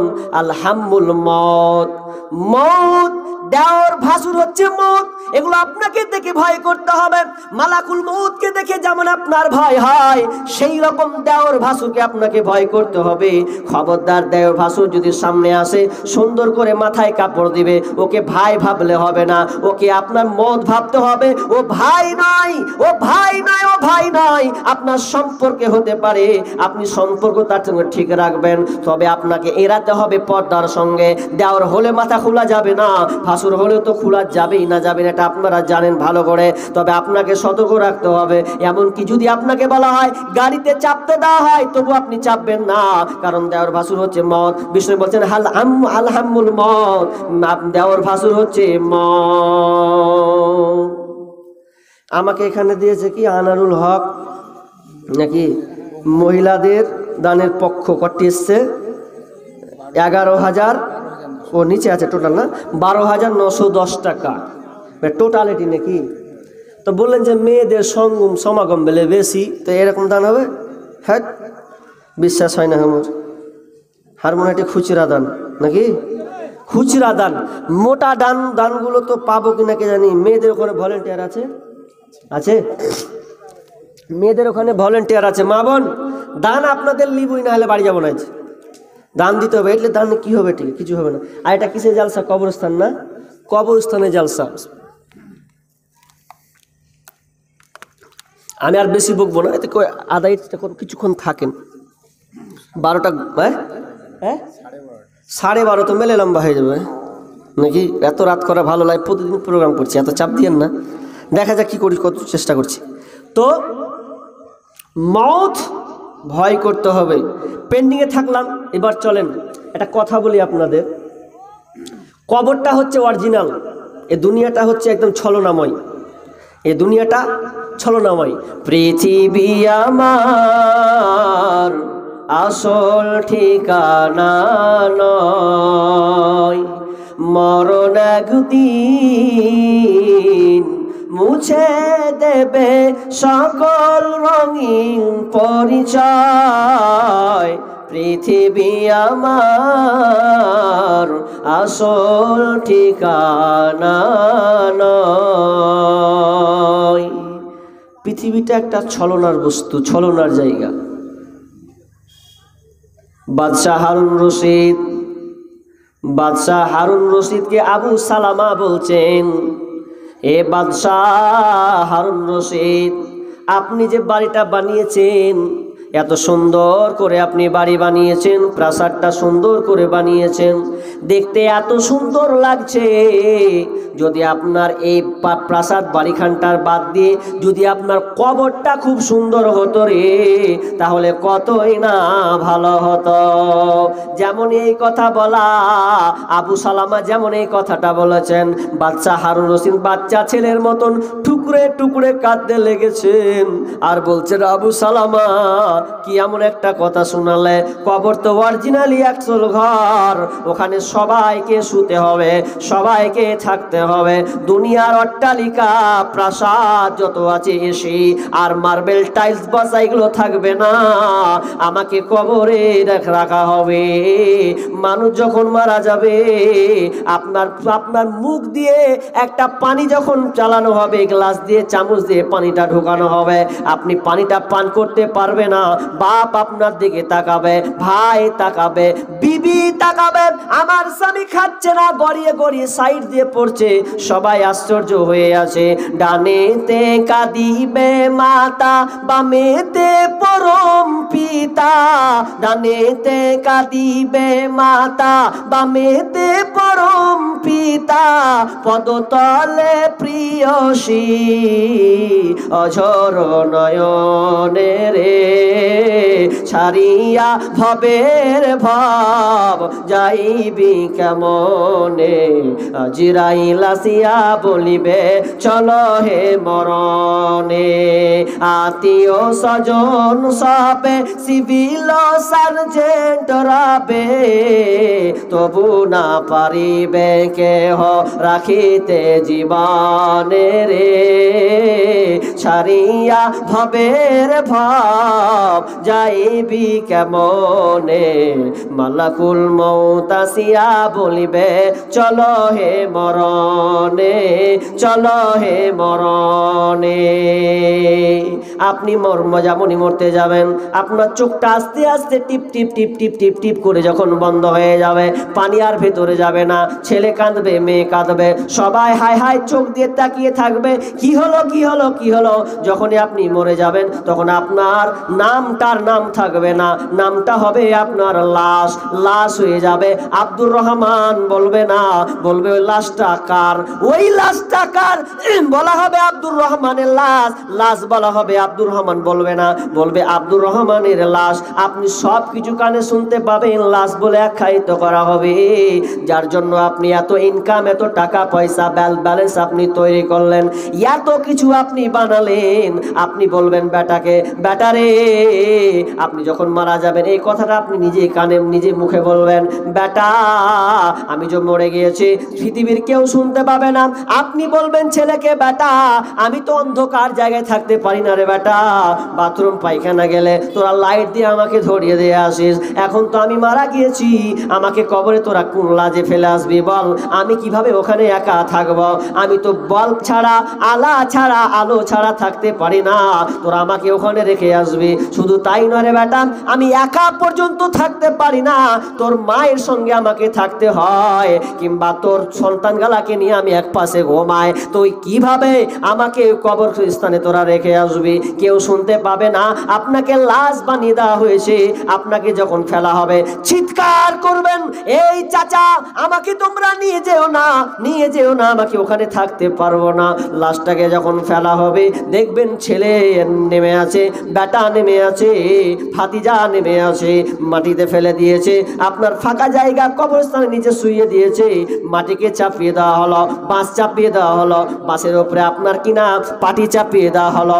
পাটি হচ্ছে আস্তে আস্তে আলোটা বন্ধ হয়ে যাচ্ছে, এমনকি মাটি চাপা দিচ্ছে, মানুষ চিৎকার করে বলছে, ওরে তোরা আমাকে এখানে রাখিস না, আমি থাকতে পারবো না। তোদের জন্য তো আমি 30 বছর মেহনত করেছিলাম, বাড়ি তৈরি করেছি, তোদের জন্য তো গাড়ি কিনে দিয়েছিলাম, তোদের জন্য তো আমি সুন্দর প্রাসাদ বানিয়ে দিয়েছি, তোদের জন্য তো আমি জমি জায়গা কত ক্রয় দামি দামি জায়গা ক্রয় করে তোদের নামে লিখে দিয়েছি। আজ আমি মরছি, আর মরার জন্য তোরা আমাকে ফেলে আসিস, এটা তোরা খবরদার করিস না। এতটা আপনার কিনা কান্নাকাটি করবে, যদি এই কান্নাকাটিটা যদি মানুষ শুনতে পেত রে, কেউ লাশ রেখে আসতো না, বরং সবাই মারা যেত। এই জন্য আবু সালামা বলছেন, আমিরুল মুমিনিন বাদশা হারুন রশিদ, শোনেন, আপনি প্রাসাদ বানিয়েছেন, এই প্রাসাদটা যদি খুব সুন্দর, কবরটা যদি সুন্দর হতো, কবরটা যদি প্রাসাদের মতন হতো, তাহলে কতই না ভালো হতো। হারুন রশিদ বাচ্চা ছেলের মতন টুকরে টুকরে কাঁদতে লেগেছেন। এরপরে বলছেন, আবু সালামা আমাকে আরো কয়েকটা ওসিয়ত করো। এবার আবু সালামা বলছে, বাচ্চা হারুন রশিদ শোনেন, আপনি একটা জায়গা বেড়াতে গিয়েছেন, ঘুরতে গিয়েছেন, আর ঘুরতে গিয়ে আপনাকে এমন পিপাসা লেগেছেন, কোনো খাবার আপনি পাচ্ছেন না, যদি এক গ্লাস পানি পাওয়ার জন্য, পিপাসাকে মিটানোর জন্য, তৃষ্ণাকে নিবারণ করার জন্য আপনি কি কাজ করবেন? বাচ্চা হারুন রশিদ বলছে, আমি অর্ধেক রাজত্ব বিক্রি করে আমি এক গ্লাস পানি সংগ্রহ করব, আমার তৃষ্ণা নিবারণ, আমার তৃষ্ণাটাকে আমি মিটাবো। এবার বলছেন, বাচ্চা হারুন রশিদ বলেন, আপনি যে অর্ধেক রাজত্ব বিক্রি করলেন, অর্ধেক রাজত্ব বাকি আছে, এবার বলেন আপনি যে এক গ্লাস পানি পান করলেন, ওই পানিটা আপনার শরীর থেকে বের হতে চাই না, কোনো মতেই বের হচ্ছে না, এর জন্য আপনি বের হওয়ার জন্য কি পদক্ষেপ নেবেন? তো বলছে, আমার তো বের করতে হবে, নচেত আমি শরীর টিকবে না। তাহলে আমাকে বের করার জন্য, পানিটাকে বের করার জন্য আমি আরো অর্ধেক রাজত্ব বিক্রি করে দেব, তারপরে আমার পানিটাকে আমি বের করব। বাবু সালামা বলছে, দুনিয়াটা এটাই, দুনিয়াটা ছলনা, এটা এক ঘর পানি, এ দুনিয়াটার মূল্য হচ্ছে এক গ্লাস পানি এবং এক ঘর পেশাব, তাছাড়া দুনিয়ার কোনো মূল্য নাই। এই জন্য আমি একটা আয়াত পড়েছিলাম, কুল্লু নাফসিন যায়িকাতুল মাউত ওয়া ইন্নামা তুওয়াফাউনা উজুরাকুম ইয়াওমাল কিয়ামা, কিয়ামতের দিন তাদের প্রতিদান বদলা দেওয়া হবে, যে দুনিয়াতে যেমন কর্ম করেছে সে কর্ম অনুযায়ী তাকে প্রতিদান দেওয়া হবে। ফামান যুহজিহা আনিন নার, এবং যে জাহান্নাম থেকে বেঁচে যাবে, ওয়া উদখিলাল জান্নাতা ফাকাদ ফাজ, ওয়া উদখিলাল জান্নাহ, এবং যে জান্নাতে প্রবেশ করবে, ফাকাদ ফাজ, সে হচ্ছে সফল কাম, সে হচ্ছে কামিয়াব। ওয়ামাল হায়াতুদ দুনিয়া ফামা মাতাউদ দুনিয়া ইল্লা মাতাউল গুরুর, আর দুনিয়াটা হচ্ছে ছলনা, আপনার কিনা ছলনাময় ছাড়া, এটা একটা ঘৃণিত একটা জায়গা, ছলনা ছাড়া আর কিছু নয়। কার পিছনে পড়েছেন আপনি? তো মৌত আপনার সমস্ত জিনিসকে কেটে দিতে পারে। শেষে একটি ইম্পর্টেন্ট কথা বলো, মৌত হচ্ছে একটা খাবার, আর মৌতের কষ্ট, এটা দুটা পয়েন্ট বলবো, যদি ধৈর্য রাখেন তো বলবো, তবে মিডিলে একটু চেয়ে নিচ্ছি 5-10 মিনিট, যে আপনাদের এই জালসাটা হচ্ছে কবরস্থানের জন্য জালসা, তাই তো? কবরস্থান আমি আগে জানতে পারি না, এলে আমি কবর বিষয় নিয়ে আলোচনা করতাম, আমার আলোচনা আছে কবরস্থান কিন্তু আমার একটু খেয়াল ছিল না। তো যাই হোক, তো কবর যেখানে আপনি শুবেন, যে জায়গাটা আপনাকে শুইয়ে দেওয়া হবে ওই জায়গাটা আপনার, আপনি যে বাড়িতে আছেন এটা একটা কি বলা হয়, ভাড়া বাড়ি যাকে বলা হয়। আপনি মুসাফির, এখানে ভাড়াতে আছেন, সময় হলে ভাড়া কেটে মাইনাস হয়ে যাবে, মরে গেলেন আপনার নিজের যেটা জায়গা, বিবি আপনাকে গজবে না, স্বামী আপনাকে গজবে না, ভাই আপনাকে গজবে না, বোন আপনাকে গজবে না, মরে গেলে কেউ কারো নয়, আপনাকে ঠিক ওখানে রেখে আসবে কবরস্থানে, যেটা আপনার জায়গা। তো যেই জায়গাটা আপনি শোবেন, সমাজ গ্রামের লোক আমি আপনাদেরকে বলছি, যে জায়গাটা আপনি শোবেন ওই জায়গাটার জন্য আপনাকে কিছু রেডি করে যেতে হবে, কিছু দুনিয়াতে ঠিক করে যেতে হবে, যে আমি যে কবরস্থানে থাকবো, আমি যে ঘরে থাকবো, ওটাই আমার আসল ঘর। তো ওখানে থাকতে গেলে আপনাকে কি কি রেডি করতে হবে? আপনাকে আমাল রেডি করতে হবে, আমাল রেডি করতে হবে। কারণ ইয়াতবাউল মাইয়াতু সালাসুন, মানুষ যখন মরে যায় তো মরার সাথে তিনটা জিনিস নিয়ে যায়। ফায়ারজিউ ইসনানে, এবং দুইটা জিনিস ফিরে চলে আসবে। ওয়ায়াবকা মাহু ওয়াহিদ, এবং একটা জিনিস তার সঙ্গে থেকে যাবে। ইয়াতবাহু আহলুহু ওয়া মালুহু ওয়া আমালুহু, তার পরিবার এবং তার মাল এবং তার আমাল, এই তিনটা জিনিস যাবে। তবে ফায়ারজিউ, তার সঙ্গে ফিরে আসবে আহলুহু ওয়া মালুহু, দুইটা জিনিস ফিরে চলে আসবে। ওয়ায়াবকা আমালুহু, কিন্তু আমাল তার সঙ্গে থেকে যাবে। আমলটা কি?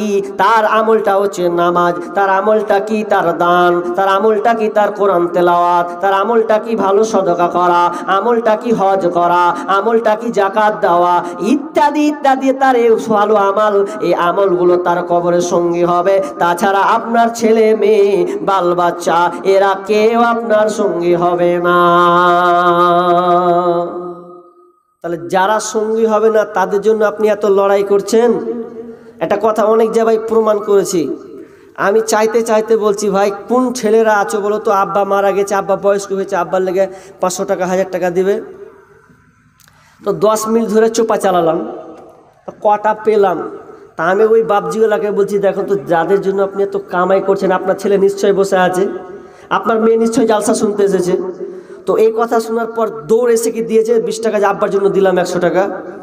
খুব কম। যাদের জন্য আপনি পরিশ্রম করছেন এমনিতে তো মাথা খারাপ। আজকাল দেখা যাচ্ছে অনেক ঘটনা, আমার অনেক ঘটনা আছে বিষয় নিয়ে, যে বাপ মা বার্ধক্যে পৌঁছে গেছে তো ছেলেরা দেখে না, এরকম আছে না নাই? আর যদি আছে তো আবার কেমন, মলবি পালি সিস্টেম করেছে, মলবি। আরে বাপ একাই 100, 4টা বেটা আছে, যখন মন তখন খাবে, তুই ভাত লিয়ে আয়, তুই কি তোকে লিয়ে আয়, একদম হুকুম করবে। তো হুকুম তো ঘোড়া ডিম দূরের কথা, মলবির মতন পালি। ওর ঘাস ভাত তো ঘাস ভাতই খাবেও, এর কাঁঠাল পাতেও কাঁঠাল পাতি খাবেও। জীবনে ও যদি মাছ মাংস রানে তো ওর কাছে আর যাবে না। বাপ মানে কি? হুকুম করবে, আপনাকে সঙ্গে মেনে নিতে। হুকুম তো দূরের কথা, উল্টা হচ্ছে এখন, উল্টা। এমন উল্টা হচ্ছে, বাংলাদেশে একটা মেয়ে, বুড়ি মেয়ে, ভিডিওটা আমার কাছে এখনো আছে। তো দুটা বেটা 3টা মনে হয় বেটি আছে ওর। তো 2টা বেটাই দেখে না, বেটিরাও পর্যন্ত দেখে না। তো ফেলেছে কোথায়? তো রাজপথে, রাস্তার এক সাইডে বসে আছে। একটা সাংবাদিক, একটা ক্যামেরাম্যান নিয়ে যেয়ে বলছে যে, হ্যাঁ বুড়িমা, কে করেছে এগুলা কাজ? বলছে, হ্যাঁ আমার বউ মায়েরা। কি করেছে? তো বলছে, খেতে দেয় না রে বাপ। অথচ ওই মাটা যে কত কষ্ট করে ছেলে দুটাকে মানুষ করেছে, ভালো চাকরি পেয়েছে, ভালো পদে আছে গো। এরপরে বলছেন ঠিক মতন খেতে দেয় না। কদিন থেকে আছেন? তো বলছে প্রায় 1 মাস হতে আসছে। তো কে খেতে দেয়? বলছে আমার একটা বান্ধবী আছে, ওই বান্ধবীটা আমার ফ্রেন্ড, সে ছাত্র জীবন থেকে ফ্রেন্ড, সে আমাকে এতটা ভালোবাসে, মাঝে মধ্যে আমাকে খাবার দিতে আসে, আমার সেবা করতে আসে, সেও হচ্ছে গরিব, কিছু করার নাই। এবার সাংবাদিক বলছে, মা আমি আপনাকে একটা প্রশ্ন করব, উত্তরটা দেন। আপনি কি আমার এই কথাটা মানবেন? বলেন। আপনার 2টা ছেলে আছে, ওই ছেলে 2টা আপনাকে বের করেছে, বৌমারা বের করেছে, আপনি রাস্তায় রাজপথে আছেন।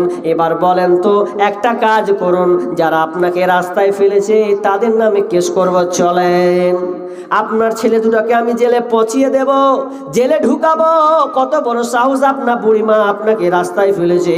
যখন এই কথাটা বলা, যে আমার ছেলেকে জেলে ভরবে, মা টুকরে টুকরে কাঁদতে লেগেছে। না রে বেটা না, আমার ছেলে দুটাকে জেলে ভরিস না, ওরা ভুল বুঝেছে। আমি মা চাই না, আমি বেঁচে থাকবো, আমি রাজপথে আছি, রাজপথে থাকবো। আমার সন্তানকে আমি জেলে পৌঁছতে দেব না, আমি জেলে ঢুকতে দেব না। আমি আর কয়দিনে জিন্দেগি আছি, আল্লাহ আমাকে যা দিবে এ নিয়ে মরে আমি রাজপথে মরে যাব। কিন্তু আমি কান দিয়ে শুনতে যেন না পাই আমার সন্তানকে পুলিশে ধরেছে, এটা মা আমি মেনে নিতে পারবো না। মায়ের চোখে ঝরলে পানি আল্লাহর আরশ কাঁইপা যায়, কান্দে না যেন মায়, কান্দে না যেন মায়। মায়ের চোখে ঝরলে পানি আল্লাহর আরশ কাঁইপা যায়, কান্দে না যেন মায়, কান্দে না যেন মায়। অতি কষ্ট সহ্য করে আদর সোহাগ দিয়ে শিশুকালে সন্তানের লালন করে মায়। অতি কষ্ট সহ্য করে আদর সোহাগ দিয়ে শিশুকালে সন্তানের লালন করে মায়। সেই মায়েরই কষ্ট কেহ দিও না এই দুনিয়ায়, সেই মায়েরই কষ্ট কেহ দিও না এই দুনিয়ায়, কান্দে না যেন মায়, কান্দে না যেন মায়। বিদেশে বিপাকে যদি সন্তান মারা যায়, সবার আগে জানে তাহার জনম দুঃখী মায়। বিদেশে বিপাকে যদি সন্তান মারা যায়, সবার আগে জানে তাহার জনম দুঃখী মায়। সেই মা নীরবে মা অশ্রু ফেলে সন্তানেরই পানে চায়, নীরবে মা অশ্রু ফেলে সন্তানেরই পানে চায়, কান্দে না যেন মায়, কান্দে না যেন মায়। মায়ের চোখে ঝরলে পানি আল্লাহর আরশ কাঁইপা যায়, কান্দে না যেন মায়, কান্দে না যেন মায়। সন্তানেরই জন্য মায়ে করলে মোনাজাত, ফিরাতে পারেন না কভু মায়ের দুটি হাত। সন্তানেরই জন্য মায়ে করলে মোনাজাত, ফিরাতে পারেন না কভু মায়ের দুটি হাত। সেই মায়েরই মায়ের নিচে বেহেশত, সেই মায়েরই পায়ের নিচে বেহেশত, ভুলো না এই কথাটি হায়, কান্দে না যেন মায়, কান্দে না যেন মায়। মায়ের চোখে ঝরলে পানি আল্লাহর আরশ কাঁইপা যায়, কান্দে না যেন মায়, কান্দে না যেন মায়। মাকে জীবনে কোনোদিন কষ্ট দেবেন না। আমার চোখের সামনে ঘটনা আমি অনেক দেখেছি, যেগুলো সোশ্যাল মিডিয়াতে দেখেছি, প্লাস মানুষকে আমি সতর্ক করেছি, বলেছি। আমি যে মসজিদে থাকতাম, একটা মসজিদের পাশে একটা ভদ্রলোক ছিল, যে ভদ্রলোকটার গ্লানি আমি ওকে যে দেখলাম, লোকটা নেংড়ে মসজিদে নামাজ পড়তে আসে, নেংড়ে মসজিদে নামাজ পড়তে আসে। আমি আশ্চর্য হয়ে গেলাম। একদিন প্রশ্ন করলাম যে আপনার পাটা এরকম কেন? তিনি লজ্জায় বলতে পারছেন না পাটা কেন তার পছন্দ হয়েছে। আমি সাইড নিয়ে খবর নিলাম, আমি বললাম এই চাচার পাটা কেন এমন, ফের ন্যাংড়া করে কেন আছে, কেন ভালো হচ্ছে না? ওই লোকটা বলছে, মৌলভী সাহেব এই লোকটা এত মানে একসময় এতটা খারাপ ছিল যে মাকে সে ঠিক মতন দেখতে পারতো না, যখন তখন মাকে প্রহার করতো, মাকে মারতো। একদিন কি যেন কি নিয়ে ঘটনা ঝামেলা সৃষ্টি হলো, ওই ছেলেটা ওই ভদ্রলোকটা মাকে নিজের বাম পায়ে ডান পায়ে এমন করে একটা কোমরে একটা লাত মেরেছে, মাকে এখান থেকে অদূর গড়িয়ে দিয়েছে। আল্লাহ নারাজ হয়ে গেছে, তুই নিজের মায়ের পেটে লাথি মেরেছিস রে, যেই মা তোকে 9 মাস 10 দিন পেটে ধরেছিল। কত দুর্বলতা, মা 6 মাস 7 মাস হলে খাবারটা ঠিক মতন খেতে পারে না, না খেয়ে সুখ, না বসে সুখ, না উঠে সুখ, না দাঁড়িয়ে সুখ, কোনো অবস্থায় মায়ের সুখ নাই, শুধু টেনশন আর টেনশন নিয়ে থাকে। আমার সন্তানটা কখন পৃথিবীতে আসবে, সন্তানটা আমি কখন বুকে পাবো, কখন তাকে আগলে ধরবো, আব্বা বলে ডাকবো, কখন মা বলে ডাকবো, এই চিন্তায় চিন্তিত হয়ে থাকে মা। আর সেই মাকে তুমি নিজের ডান পায়ে মায়ের কোমরে এক লাত মেরেছ, এটা কি করে সম্ভব হয়? বরদাস্ত আল্লাহ করেননি, লোকটাকে আল্লাহ এমন ভাবে একটা পায়ে ঘা দিয়েছেন, এখন পর্যন্ত কোনো ডাক্তার ভালো করতে পারে না। শুনলাম নাকি সে অনেক টাকা খরচ করেছে, জমি জায়গা পর্যন্ত বিক্রি করেছে, এরপরে এখন পর্যন্ত তার পা ভালো হয়নি। তবে সে মাপ চায় আল্লাহর কাছে, বুঝে আর কাঁদে, আল্লাহ আমি কত বড় ভুল করেছি, মাকে কোমরে লাত মেরে। তো পাটা এখন পর্যন্ত কমপ্লিট ক্লিয়ার হয় না, মাঝে মধ্যে আবার পচন ধরে, আবার ডাক্তার দেখায় ঠিক হয়, আবার পচন ধরে। জানি না আল্লাহ তাকে ভালো করবেন কিনা। ভাইরা আমার, বন্ধু আমার, যারা মা আছে খবরদার মায়ের সঙ্গে খারাপ ব্যবহার করবেন না, নোংরা ব্যবহার করবেন না। যদি রাগ উঠে নিজেকে কন্ট্রোল করতে শিখুন, আল্লাহর কাছে দোয়া করতে শিখুন, কিন্তু খবরদার মায়ের গায়ের বাবার গায়ে আঁচ লাগানো যাবে না। যে মা আপনার কবরস্থ হয়ে গেছে, বলেন কবরের জন্য দিবেন, বাপ নাই মা নাই। মা আপনারা বসে আছেন কোথায় জানেন না, কোন দিকে আছেন, ডান দিকে না বাম দিকে না উত্তর না দক্ষিণে, কিছু জানি না আমি। তবে এটুকুই বলবো যে মায়ের জন্য অন্তত আপনি যদি কেউ আছেন এরকম একটা আংটি খুলে দিবেন। আমার হাতে আংটি পরে আছেন আপনি হাতে, এটা খুলে মায়ের জন্য আব্বার জন্য দিবেন, আপনার সন্তানের জন্য দিবেন। এরকম কোনো মা আছেন হাতের বালা পড়ে আছেন আপনি, আজকে কবরের জন্য দিয়ে দেবেন। যে কবরে আপনি শুবেন সেই কবরের জন্য আপনি দেবেন। একজন সাহাবী সব কিছু দিচ্ছেন, সব কিছু দিচ্ছেন, আল্লাহ রাসূল বলছেন, জানার পরেও বলছেন তুমি এত কিছু দান করে দিচ্ছ, বলছে এগুলা তোমার তো দুনিয়ার জন্য কিছু রাখো।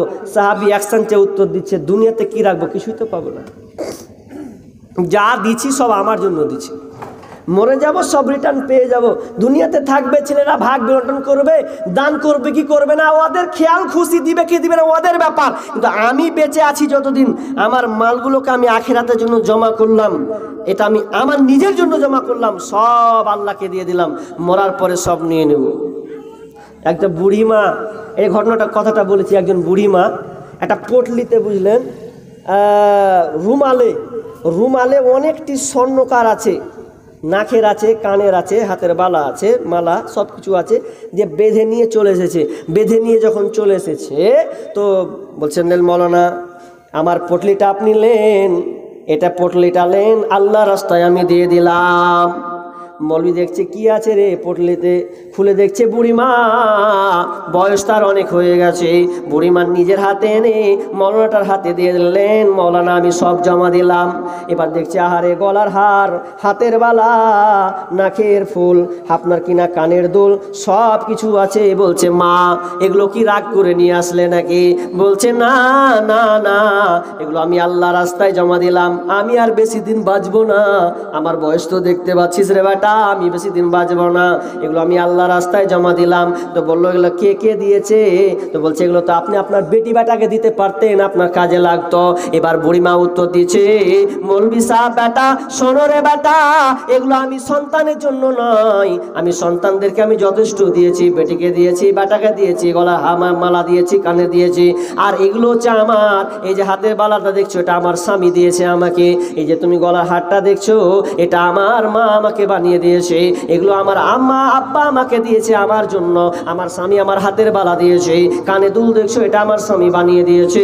আর এগুলো আমার পছন্দের জিনিস, এটা আমার পছন্দের ভালোবাসার জিনিস, এগুলো আমি দুনিয়ার কাউকে দিতে পারি না। আমার মেয়েকে দিব, মেয়েকে দিলে জমি জায়গা নিবে, তার ছেলেকে দিবে, এটা বিক্রি করে দেবে, কিন্তু আমি এগুলো বিক্রি করতে পারি না। আমি আল্লাহকে দিলাম।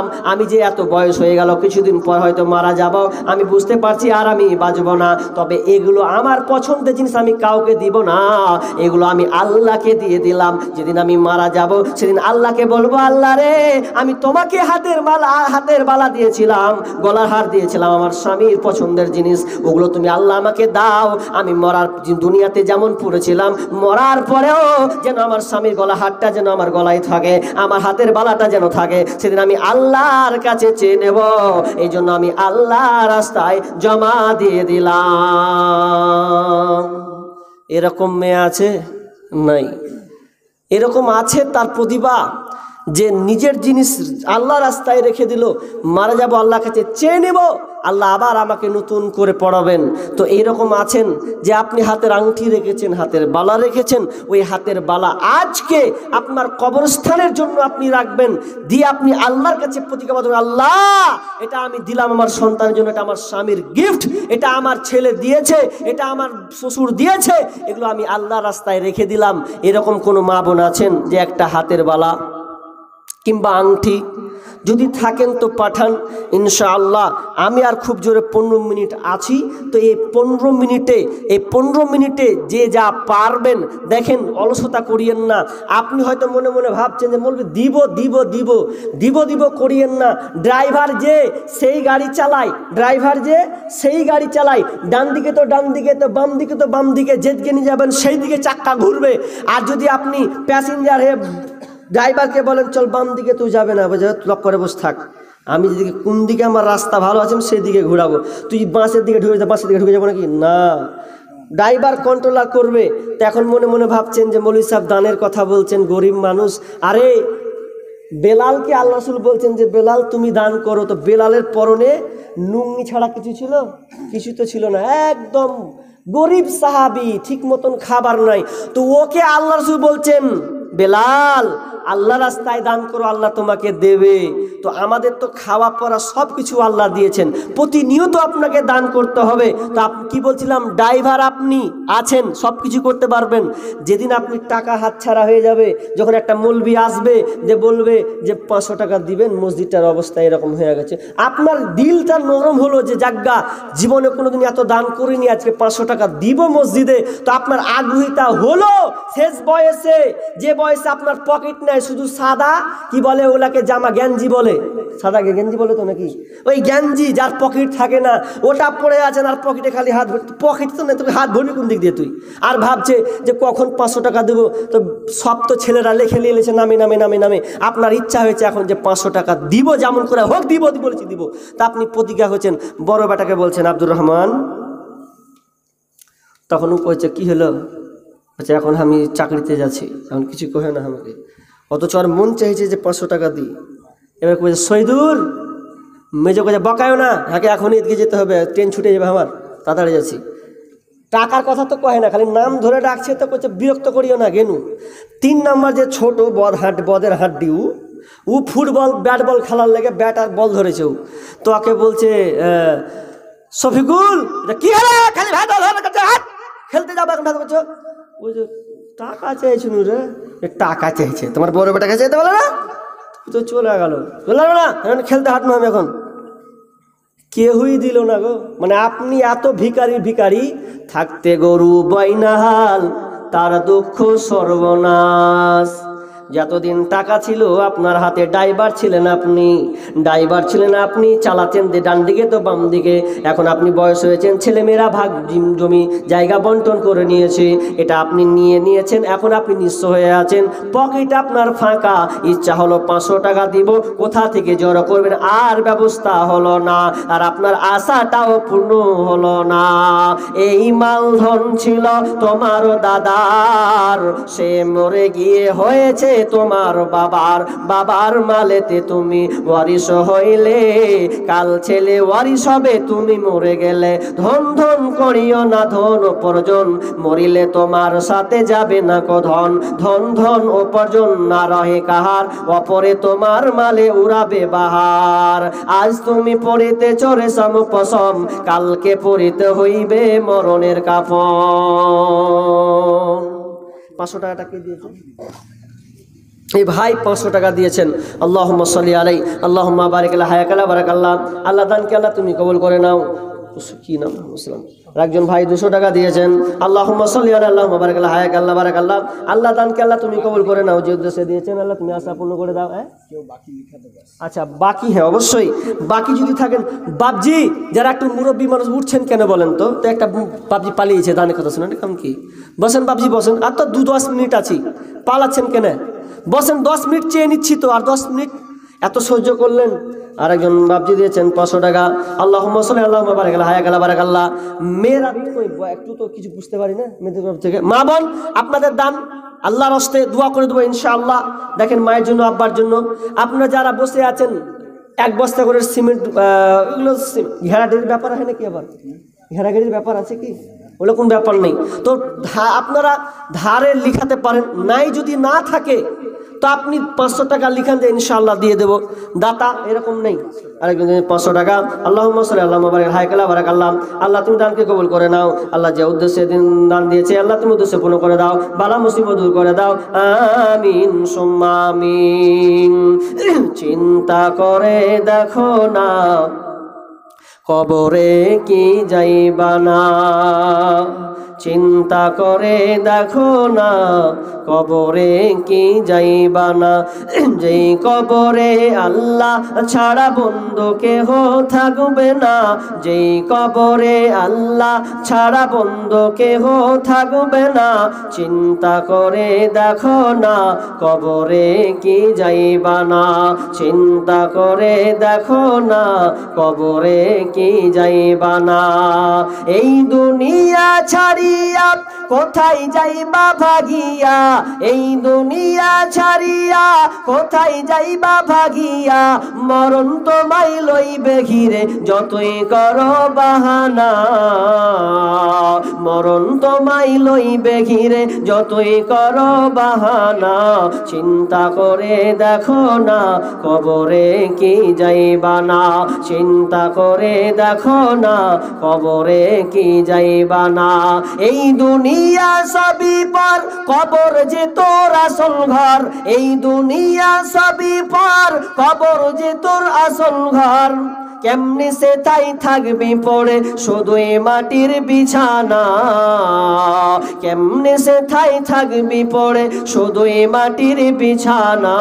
চিন্তা করে দেখো না কবরে কি যাইবা না, চিন্তা করে দেখো না কবরে কি যাইবা না। যেই কবরে আল্লাহ ছাড়া বন্ধু কেহ থাকবে না, যেই কবরে আল্লাহ ছাড়া বন্ধু কেহ থাকবে না। চিন্তা করে দেখো না কবরে কি যাইবা না, চিন্তা করে দেখো না কবরে কি যাইবা না। আজান কানে শুনিয়া কেমনে থাকো বসিয়া, আজান কানে শুনিয়া কেমনে থাকো বসিয়া। কবরের আযাবের কথা একটু স্মরণ করো না, কবরের আযাবের কথা একটু স্মরণ করো না। চিন্তা করে দেখো না কবরে কি যাইবা না, চিন্তা করে দেখো না কবরে কি যাইবা না। যেই কবরে আল্লাহ ছাড়া বন্ধু কেহ থাকবে না, যেই কবরে আল্লাহ ছাড়া বন্ধু কেহ থাকবে না। চিন্তা করে দেখো না কবরে কি যাইবা না, চিন্তা করে দেখো না কবরে কি যাইবা না। ভাই এখানকার মসজিদের কমিটি নেই নাকি? কই কোথায় আছে বলেন? নেই কমিটিগুলো, দায়িত্ব কারা কারা আছে? হ্যাঁ নামগুলো লেখেন তো, লেখেন নামগুলো লেখেন, লেখেন নামগুলো লেখেন। কোনটা আছে ওরা? কই? খুব তো খাওয়ার জম দেখুন, একদম খুব খাওয়ার জম দেখুন। তো বলেন আল্লাহর বান্দা একটা গাজাল তো বলবো, তো কিছু না পেলে কি আর মজা লাগে? কিছু পেলে তো ভাল লাগতো যে শোনাবো দু একটা, নাকি? পাচ্ছি না, একটা 1000 টাকা পেইনি গো হাতে গো, পেয়েছি আমি একটা 1000, মান সম্মানের কিছুই থাকবে না আমার। একটা কলম 1000 টাকা আছে না এরকম? আল্লাহর হস্তে নগদ দিতে হবে না, খালি বলেন যে ইনশাল্লাহ মরনা দিয়ে দেবো আমি 1000 টাকা, যখনই পারবো দিয়ে দেবো, এরকম নাই? ইয়ং খেটে খাওয়া মানুষ আপনাদের দিকে তো সবেরই কি বলবো ইনকাম ফের মোটা বলছে 500 1000 দিন, আর আমাদের 400 500। মাশাআল্লাহ যথেষ্ট ভালো দিয়েছে আপনাদের। তো এরকম নাই? মায়ের তরফে মা বোন আপনাদের দানের খবর খালি প্রথম কার্ডে পেয়েছি 12,900 টাকা যেন ছিল, আর পাইনি। এরকম আছেন মা বোন, নিজের হাতে দিবেন আল্লাহর হস্তে। 1000 টাকা একজন না 1000 টাকা, 1050 টাকা। যাই হোক আল্লাহর হস্তে বলেন একজন, মানুষ কই যায় রে দুনিয়া ছাড়িয়া, মসজিদের ওই পালকি আইনা দোলা দেই সাজায়া তারে জনমের লাগিয়া। মসজিদের ওই পালকি আইনা দোলা দেই সাজায়া তারে জনমের লাগিয়া। মানুষ কই যাই রে দুনিয়া ছাড়িয়া, মসজিদের ওই পালকি আইনা দোলা দেই সাজায়া তারে জনমের লাগিয়া। মসজিদের ওই পালকি আইনা দোলা দেই সাজায়া তারে জনমের লাগিয়া। এই বাড়ির লাগিয়া কত করলা মারামারি, মামলা মুকাদ্দমা করে উড়াইলা রে করে। এই বাড়ির লাগিয়া কত করলা মারামারি, মামলা মুকাদ্দমা করে উড়াইলা রে করে। আজকে তুমি যাবে চলে,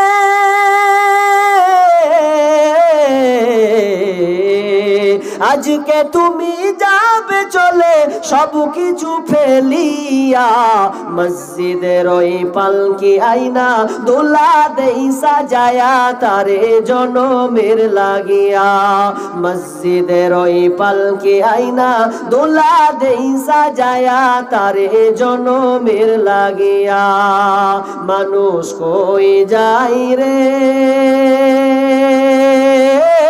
দুনিয়া ছাড়িয়া, মসজিদের ওই পালকি আইনা দোলা দেই সাজায়া তারে জনমের লাগিয়া। মসজিদের ওই পালকি আইনা দোলা দেই সাজায়া তারে জনমের লাগিয়া। ইয়া রাব্বানা ইয়া রাব্বানা, মরুর দোলাল মোদের হিলাল বুঝিয়ার আসবে না। মরুর দোলাল মোদের হিলাল বুঝিয়ার আসবে না। ইয়া রাব্বানা ইয়া রাব্বানা, মরুর দোলাল মোদের হিলাল বুঝিয়ার আসবে না। মক্কায় নবীর জন্ম হলো, আব্দুল্লাহ তার পিতা ছিল। গর্বে রেখে মারা গেল, গর্বে রেখে মারা গেল, আর তো এলো না। ইয়া রাব্বানা, মরুর দোলাল মোদের হিলাল বুঝিয়ার আসবে না। মরুর দোলাল মোদের হিলাল বুঝিয়ার আসবে না। ইয়া রাব্বানা ইয়া রাব্বানা, মরুর দোলাল মোদের হিলাল বুঝিয়ার আসবে না। আরবের বুকে জন্ম নিলে গেলেন, আমিনা তার মাতা ছিলেন, আরবের বুকে জন্ম নিলেন, আমিনা তার মাতা ছিলেন। শিশু রেখে মারা গেলেন, শিশু রেখে মারা গেলেন, আর তো এলো না ইয়া রব্বানা। মরুর দোলাল মোদের হিলাল বুঝিয়ার আসবে না, মরুর দোলাল মোদের হিলাল বুঝিয়ার আসবে না। এলো নাম বাকি আছে, এরা আছে না নিম পারছে যে এতটি লোকই তো নেই। হ্যাঁ এটা আচ্ছা, বীজ দোকানি শুকুরউদ্দিন, আব্দুল আজিজ নাকি, নামগুলো বলছি ভাই একটু দেখা করবেন মেহরবানি। আব্দুল আজিজ, মাজারুল হক, নাজির আলম, আব্দুল হান্নান, শামীম আক্তার, জাকির হোসেন, আব্দুল মোমিন খান, মোহাম্মদ রফিক আলম, তারপরে শুকুরউদ্দিন বিদ্যুকানি সামনে বাড়িটা নাকি, তারপরে আব্দুল হালিম, মোহাম্মদ ইসরাইল, সাদ্দাম হোসেন, আবুল বরকাত, তারপরে শাহাদাত হোসেন, নাসিম আলম, আর তারপরে শাহরিয়ার পারভেজ, তাই তো নাকি, শাহরিয়ার ওরকম করে লেখা আছে, শাহরিয়ার পারভেজ। যে কটার নাম, 16 জনের নাম বললেন, একজনে তো দেখা মিলেনি নাকি। হ্যাঁ কই আব্দুল আজিজ কই, কোনটা নামটা, কি ডাক নাম? আব্দুল আজিজ বিশু, বিশু ডাক নাম বিশু। যাই হোক, তো না হলে তো হবে না কাজ, ওই বিশুই কইতে হবে। তারপরে বিশু ভাই আল্লাহর রাস্তে আসেন, অন্তত দেখা করে যান। দেখেছেন আমাকে শুকুরউদ্দিন কই ভাই, শুকুরউদ্দিন বীজ দোকানি কই, দেখা করেন তো একটু আল্লাহর রাস্তে। কোনটা কে ওটা কই, কি নাম? আব্দুল আজিজের স্ত্রী 1000 টাকা দিয়েছে। ও 1050 টাকা। আল্লাহুম্মা সাল্লি আলাইহি আল্লাহুম্মা বারিক লাহা ওয়া বারাকাল্লাহ। আব্দুল আজিজের স্ত্রী তিনি 1050 টাকা দিয়েছেন। রব্বুল আলামিন আল্লাহ দানকে আল্লাহ তুমি কবুল করে নাও, যে উদ্দেশ্যে দিয়েছে আল্লাহ তুমি আশা পূর্ণ করে দাও, বালা মুসিবত দূর করে দাও। রব্বুল আলামিন রুজি রোজগারে বরকত দাও। আল্লাহ যতদিন থাকবে আল্লাহ তুমি সহি সালামতে রাখিও, বালা মুসিবত থেকে দূরে রাখিও। রব্বুল আলামিন আল্লাহ বিপদ আপদ থেকে উদ্ধার করিও। রব্বুল আলামিন কল্যাণ থাকলে দিবে, অকল্যাণ থাকলে তুমি দিও না। রব্বুল আলামিন মনের বাসনা চাঁদ অনেক কিছু থাকতে পারে, রব্বুল আলামিন কল্যাণের মধ্যে দিও, অকল্যাণের মধ্যে দিও না। রব্বুল আলামিন তার আত্মীয় স্বজন কবরস্থ থাকলে আল্লাহ তুমি কবর থেকে উদ্ধার নিও, আমিন সুম্মা আমিন। 3 জন কি কি নাম? আব্দুল হালিম ইসরাইল। হ্যাঁ আব্দুল হালিম ইসরাইল। আর তো দেখাই তো করে না যে একটু কি দিছু দিব কি না দিব। 1000 টাকা। ও কি নাম আপনার? রফিকুল আলম। ওই রফিকুল আলম, 1000 টাকা একটা মোটা করা হোক না, ফ্রেন্ড হলো তাই নাকি? তো 1000 টাকা কেনা হয়েছে আপনার। হ্যাঁ আচ্ছা 5000 টাকা হবে না? 10,000 করার ইচ্ছে ছিল, তো 5000 টাকা হোক না একবার। ওরকম দান পেনি, একটা শুরুয়াত হোক, প্রচার হোক যে হ্যাঁ 5000 টাকা একটা হয়েছে আমার হাত দিয়ে। বলেন রফিক আলম কই, বলেন বাবজি বলেন, হয় না? 5000 টাকা হবে না? কেমন কথা? আর বাকি কত না 4000 টাকা? আরে 5 মাস পর দেবেন, 6 মাস পর দেবেন। হ্যাঁ জিদ করে লেহেন না, কেমন কি? হ্যাঁ ওরকম ব্যাপার, যেমন জিদ ধরে লেহেন যা কবি বলবি কহবগা। হ্যাঁ ওটাই হবে না 5000 টাকা, তা কিছু বাড়ান মোটে 1000 টাকাই। আমি এখানকার কিছু কারবার বুঝতে পারি না গো, কেউ কোহেও যায়নি যে এখানকার কারবার এরকম। আমি অবাক যাচ্ছি। আর মনে হয় কালেকশন করে লেহেন সব, যা বুঝতে পারছি নাকি। কালেকশন মনে হয় আগে করেছেন নাকি? হ্যাঁ ইসরাইল কালেকশন আগে হয়েছে, ওই লেগে তো কহেন এত চাপ কেন দিয়েছেন আমাকে, আমি টেনশনে পড়ে গেছি। ইসরাইল 1000 টাকা তো মাশাআল্লাহ। আর তো এগুলা তো নেই, নিম পাশে মনে হচ্ছে দেখেন। আল্লাহুম্মা সাল্লি আলাইহি। আব্দুল হালিম কই কই গো, চেহারাটা দেখি কই, দিয়ে দেখেন তো আমরা। আরে দিয়েন তো নতুন করে হোক না, সবাই দিয়েছে। 500,000 টাকা হোক একটা কলম। হ্যাঁ আর হবে না মনে আর খাবেন না মনে হচ্ছে নাকি এরকম জিদ? বলেন 500 টাকা হোক না 1000 টাকাই হোক। কি নাম? শুকুরউদ্দিন বীজ দোকানি কই আছে নাকি? শুকুরউদ্দিন দেখা করেন তো বাবজি কই, একটু দেখা করেন আল্লাহর রাস্তে। চলে যাব, মেহমান মানুষ হোক কিছু হোক, আল্লাহর রাস্তে। আমরা হইলাম মাটির মানুষ, মাটির হবে বিছানা, অন্ধ ঘরে নাই রে বাতি, খালি হাতে যাইও না। অন্ধ ঘরে নাই রে বাতি, খালি হাতে যাইও না।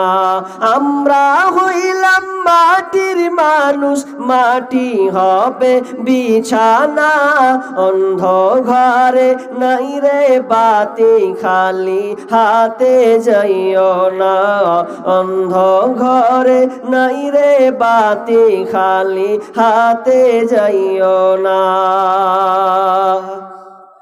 সৎ কত কিছু পররে বন্ধু, কোরআন পড়ো না। মইরা গেলে জান্নাত পাইবা এত সোজা না। মইরা গেলে জান্নাত পাইবা এত সোজা না। কত কিছু পররে বন্ধু, কোরআন পড়ো না। মইরা গেলে জান্নাত পাইবা এত সোজা না। মইরা গেলে জান্নাত পাইবা এত সোজা না। এমএ বিএ পাস করিয়া হইলা অফিসার, নামাজ কায়েম না করিলে কেমনে হইবা পার রে বন্ধু, কেমনে হইবা পার।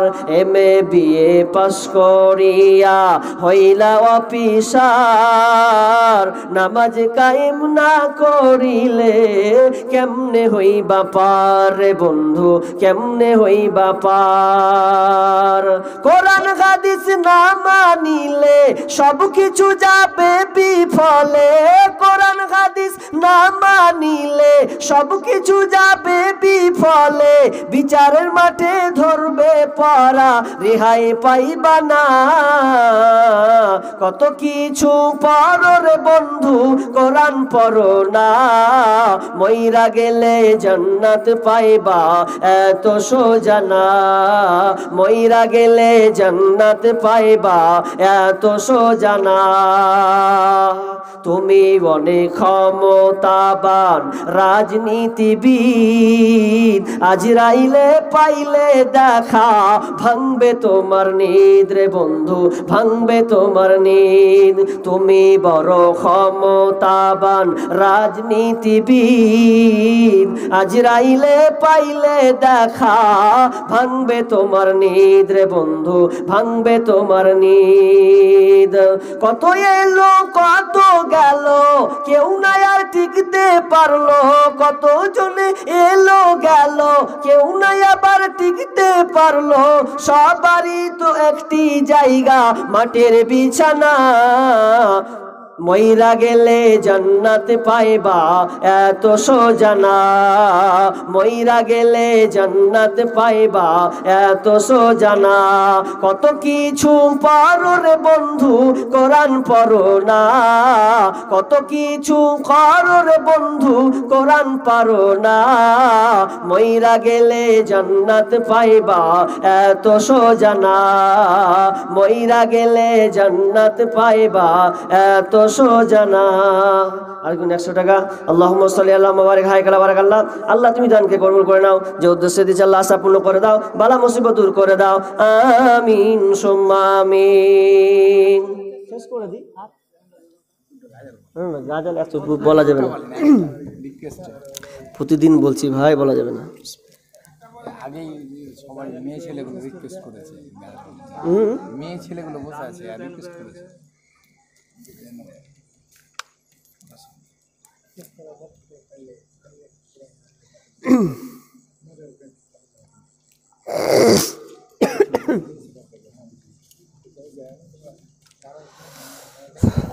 সাবধানে থাকিও নারী পর্দার আড়ালে, হাদিসে হারাম লিখে অন্য দেখিলে। হাদিসে হারাম বলে অন্য দেখিলে, সাবধানে থাকিও নারী পর্দার আড়ালে। সাবধানে থাকিও নারী পর্দার আড়ালে। শোনো নারী কোরআনের বাণী, যেও না গো পর্দা ছাড়ি, শোনো নারী কোরআনের বাণী, যেও না গো পর্দা ছাড়ি। সুপারিশ করবেন না নবী দায়ুস হইলে, সুপারিশ করবেন না নবী দায়ুস হইলে, সাবধানে থাকিও নারী পর্দার আড়ালে, সাবধানে থাকিও মা বোন পর্দার আড়ালে। হাদিসে হারাম লিখে অন্য দেখিলে, হাদিসে হারাম লিখে অন্য দেখিলে, সাবধানে থাকিও নারী পর্দার আড়ালে, সাবধানে থাকিও মা বোন পর্দার আড়ালে। আজকালের নারীগণে স্বামীকে তার ঘরে রেখে, আজকালের নারীগণে স্বামীকে তার ঘরে রেখে, ভালো লাগে না তাদের মার্কেট না গেলে, ভালো লাগে না তাদের মার্কেট না গেলে, সাবধানে থাকিও নারী পর্দার আড়ালে, সাবধানে থাকিও নারী পর্দার আড়ালে। শোনো নারী কোরআনের বাণী, যেও না গো পর্দা ছাড়ি, সুপারিশ করবেন না নবী দায়ুস হইলে, সাবধানে থাকিও নারী পর্দার আড়ালে, সাবধানে থাকিও নারী পর্দার আড়ালে। কিয়ামতের আলামাত এসে গেছে, তাই তো ঘরের নারী রাস্তায় নেমেছে, কিয়ামতের আলামাত এসে গেছে, তাই তো ঘরের নারী রাস্তায় নেমেছে। ওরে মাছ বাজারে কথা বলে মাছওয়ালার সাথে, স্বামী তাহার দাঁড়িয়ে আছে ব্যাগটা নিয়ে হাতে। ওরে মাছ বাজারে কথা বলে মাছওয়ালার সাথে, স্বামী তাহার দাঁড়িয়ে আছে ব্যাগটা নিয়ে হাতে। আরে স্বামী নিলেন মাছটা টেনে, স্ত্রী দেয় টাকা গুনে, স্বামী নিলেন মাছটা টেনে, স্ত্রী দেয় টাকা গুনে, স্বামী স্ত্রীর যেন সেবক হয়েছে। কিয়ামতের আলামাত এসে গেছে, তাই তো ঘরের নারী রাস্তায় নেমেছে, কিয়ামতের আলামাত এসে গেছে, তাই তো ঘরের নারী রাস্তায় নেমেছে। ওরে বরখা পরা বরখা ছাড়া হাট বাজারে ঘোরে তারা, ওরে বরখা পরা বরখা ছাড়া হাট বাজারে ঘোরে তারা। কেউ বা আবার বরখা পরে বুবু মুখটা খোলা রেখেছে, কিয়ামতের আলামাত এসে গেছে, তাই তো ঘরের নারী রাস্তায় নেমেছে, কিয়ামতের আলামাত এসে গেছে, তাই তো ঘরের নারী রাস্তায় নেমেছে। ওরে হাট বাজারে মার্কেটে যান দেখবে শুধু নারী, আর কেউ বা আবার সেজে খুঁজে করছে দোকানদারি।